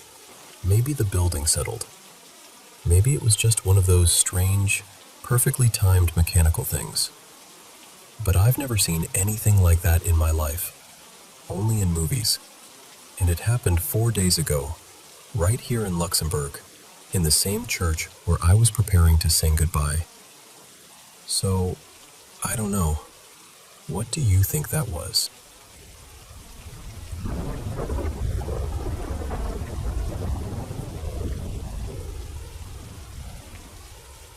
So, I was about 16 when this happened, and even now, it still creeps up on me when I think about it. I've always had this weird fear of dolls. Not like, oh, they're kind of creepy. I mean like, I genuinely hated being in the same room with them. But my older sister, well, Lena, she was the total opposite. She adored dolls, collected them, dressed them up, the whole thing. The worst one was this big princess doll. Pretty face, shiny hair, perfect little arms and legs, just sitting there, looking innocent like it wasn't plotting something. In our house, we had this tall mirror in one of the first-floor bedrooms. The mirror had this wide shelf built into the top, like a display ledge for toys and random stuff. It sat right next to a big double bed, and Lena had decided that the princess doll belonged up there, perched on the ledge like a tiny queen, overlooking the room. And I should mention, our house was huge. Like, the kind of place where footsteps echo even when nobody's trying to be creepy. Each floor had a bunch of rooms, enough that if you were alone, it could feel a little too quiet. One week, my family had to go visit relatives for a couple of days. My parents left with my brother and Lena, and I stayed behind because I had exams. Honestly, I didn't even mind. I was a gamer, so I was thinking, great, 2 nights of peace, late night snacks, no one telling me to sleep. The first night, though, I don't know what got into me. I randomly decided I wanted to watch a horror movie. And of course I picked something about a creepy doll, because why not make your own life harder, right? By the time the movie ended, it was almost midnight. The rain outside had started picking up, tapping against the windows, that kind of steady, heavy sound. And then I did the dumbest thing. I looked around my empty house and said, out loud, like I was joking with the walls, "All right, if there's anything in here, show yourself." The second the words left my mouth, the power went out. Not like a flicker, full blackout. And at almost the exact same moment, I heard this loud thump somewhere deeper in the house. Not a small sound. Not a, maybe something shifted. It sounded like something heavy hit the floor. My stomach dropped so fast I swear I felt cold. I tried to laugh it off, but my voice didn't cooperate. I called out again, this time a lot less brave. "If there's someone in here, a thief or something, just take whatever you want, okay? Just don't come near me." And then nothing. No more noise, just the rain and my own breathing. That silence was worse. After a few minutes of standing there, frozen, I grabbed a kitchen knife, because, I don't know, I guess I thought I was suddenly the hero in some movie. My hands were sweating so badly I almost dropped it. I turned on my phone flashlight and started checking rooms one by one. Every hallway felt longer than it should have. Every doorway looked like it was hiding something. But everything seemed normal. Until I reached the bedroom with the mirror. I opened that door, and I swear my heart punched my ribs. Because that doll, Lena's princess doll that I hated, wasn't on the mirror ledge anymore. That ledge was empty. And for a second, my brain just refused to understand what I was seeing. Like it was buffering. Like, no, that's wrong. That's not what's supposed to be there. Then it hit me all at once, and I let out this scream I didn't even recognize as mine. I backed up so fast I almost tripped, and I ran into another room and just stood there, shaking, trying not to panic. I just watched a horror movie. The power went out right after I challenged the house. There was a loud crash, and now the doll is gone. I forced myself to breathe, and after a minute, or maybe 10, I honestly don't know, I went back. Knife still in my hand, phone light shaking all over the walls. I stepped inside and scanned the room, and there it was. The doll was sitting on the floor right beneath the mirror, like it had simply fallen off the ledge. Which should have been comforting, right? Except, it didn't look like it had fallen naturally. It was sitting too neatly, upright, facing out, like it had landed on purpose. I told myself I was overthinking it. I picked it up with 2 fingers like it was contaminated, set it back on top of the mirror, and, this is the part that makes me feel ridiculous, I actually mumbled, sorry, okay? Like I was apologizing to a doll. And as I turned to leave, I caught movement in the corner of my eye. Just a tiny shift. It looked like the doll's head angled slightly, and one of its hands twitched, just a little. I froze. My brain immediately tried to rescue me. It's the wind. The window's open. Air pressure. You're tired. Your imagination.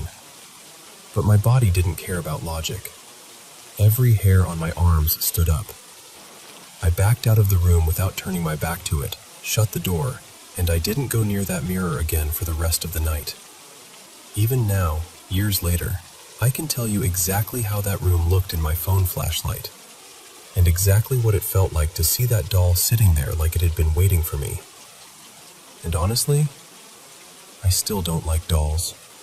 Not even a little.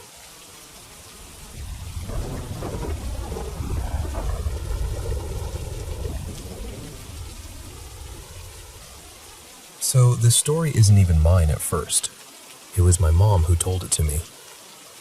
We live out in western Washington, tucked into this pocket of trees and wildlife, where the yard just kind of melts into the forest. Our place sits on a couple acres, big enough that at night the darkness feels thick. And honestly, weird little sounds have happened out here before. Branch snaps, something moving where it shouldn't be, the usual country at night creepiness. But we've lived here for over a decade, and nothing has ever sounded like an actual person saying actual words. Until this. This happened about a week and a half ago. It was late, fully dark, the kind of night where the sky looks like a lid. My mom, Marlene, was doing the last dog trip before bed. We have this long driveway, and maybe 20 steps down from the house, there's a small storage shed. Past that is a fence line, and on the other side is our neighbor's property, which, to be honest, just looks like endless woods. Mom had one earbud in, listening to an audiobook, half paying attention the way you do when you've done the same routine 1,000 times. The dogs were sniffing around like normal, not acting spooked at all. And then she thought she heard a man's voice. Not loud, not close, just there. At first, her brain didn't even catch up. Like she heard it, but it didn't register as real, because why would it be? And the dogs didn't react, so she kept moving. A few seconds later, she heard it again. This time, she froze, and she said she was pretty sure it said, "Help me." That's when she pulled the earbud out and just stood there, listening, holding her flashlight steady like she could somehow pin the sound down with light. And then it came again, clear as day. "Help me." I asked her later what it sounded like. Like, was it panicked? Strained? Desperate? And she shook her head and said that's the worst part. It was calm, level, almost polite. No urgency, no emotion. Even when she repeated it for me, her voice went flat and even, like she was mimicking the exact tone. And that made my skin crawl in a way I can't really explain. So she does what you're not supposed to do. She calls back. Just instinct, I guess. Like, "Hello?" and "Are you okay?" She's shining the flashlight into the trees, sweeping it back and forth, trying to catch a shape between the trunks. But there's nothing. No movement. No outline. No reflective eyes. Just brush and darkness and that fence line. And then, after a short pause, she hears something big crash through the woods. Not like a person stepping on twigs, not a careful walk, more like something heavy forcing its way through branches. She told me it sounded wrong for a human. Too big, too low, too solid. And she couldn't tell you why, but she said it didn't sound like it was moving on two legs. That's when the dogs finally lost it. Barking like crazy, hackles up, pulling toward the house like they'd suddenly remembered they could be scared. My mom didn't hesitate. She turned around and went straight back inside. And I remember this part so clearly because I was in my room watching a video on the TV, just minding my business. She comes in looking tense, eyes wide, and she blurts out, "Did your video say help me at any point?" And I was so confused, and honestly a little annoyed. Like, no? What are you talking about? I told her no, and her face just tightened. Like she'd been hoping I'd say yes so she could laugh it off. But Mom noticed the neighbor's place beyond the fence looked dark, like their power might have been out. That detail stuck with her, like maybe it meant something. Like maybe someone had wandered off in the dark. Or maybe it meant absolutely nothing, which somehow felt worse. And then there's the part that makes me feel even less normal about it, because it wasn't the first time something strange happened in that same area. Last fall, my boyfriend Eli and I were outside around dusk, not fully dark yet, but heading there. We were closer to that fence line, a little farther past the shed, and we heard this sound that I can only describe as a sharp inhale, like a gasp you make when you choke on water or swallow wrong. Except it didn't sound human. It repeated, again and again. And then it started getting closer, because we could hear branches snapping in the direction it was coming from. Not like a squirrel hopping, not like a deer delicately moving, more like whatever it was didn't care if it made noise. We didn't stick around to investigate. We ran, full sprint back to the house. And just like my mom, we never saw anything. Not a shadow, not eyes, nothing. Afterward, we did that thing people always do. We went online, listened to animal calls, tried to match it to anything. Owls, foxes, elk, cougars, and nothing sounded even remotely close. So when Mom told me about the voice, I felt my stomach drop. Like my body understood something before my brain could make sense of it. Just this immediate dread, cold and heavy. We do have some sketchy people living a ways off. Not right next door, but close enough that you hear shouting sometimes. Folks with a reputation for stealing, for fighting late at night, for being in and out of trouble. That's my mom's most rational explanation. Maybe it was someone messing around. Maybe someone trying to lure her out. Maybe somebody strung out and wandering. But honestly, that explanation freaks me out too, because it means a real person might have been out there saying, "Help me," in that flat, calm voice, and then crashing through the woods toward her. Mom got goosebumps telling me, like even retelling it made her body remember. She admitted she debated for days whether she should even bring it up to me, because she didn't want to plant fear in my head. Too late, obviously. We still don't know what it was. We don't have an answer that fits neatly. But we did change things. Mom doesn't go outside alone after dark anymore, not even for quick stuff. And if she does step out, she's fully alert. No earbuds, no distractions. And I hate that this is true, but the scariest part isn't even the words. It's how normal the voice sounded, and how calm it was when it asked for help.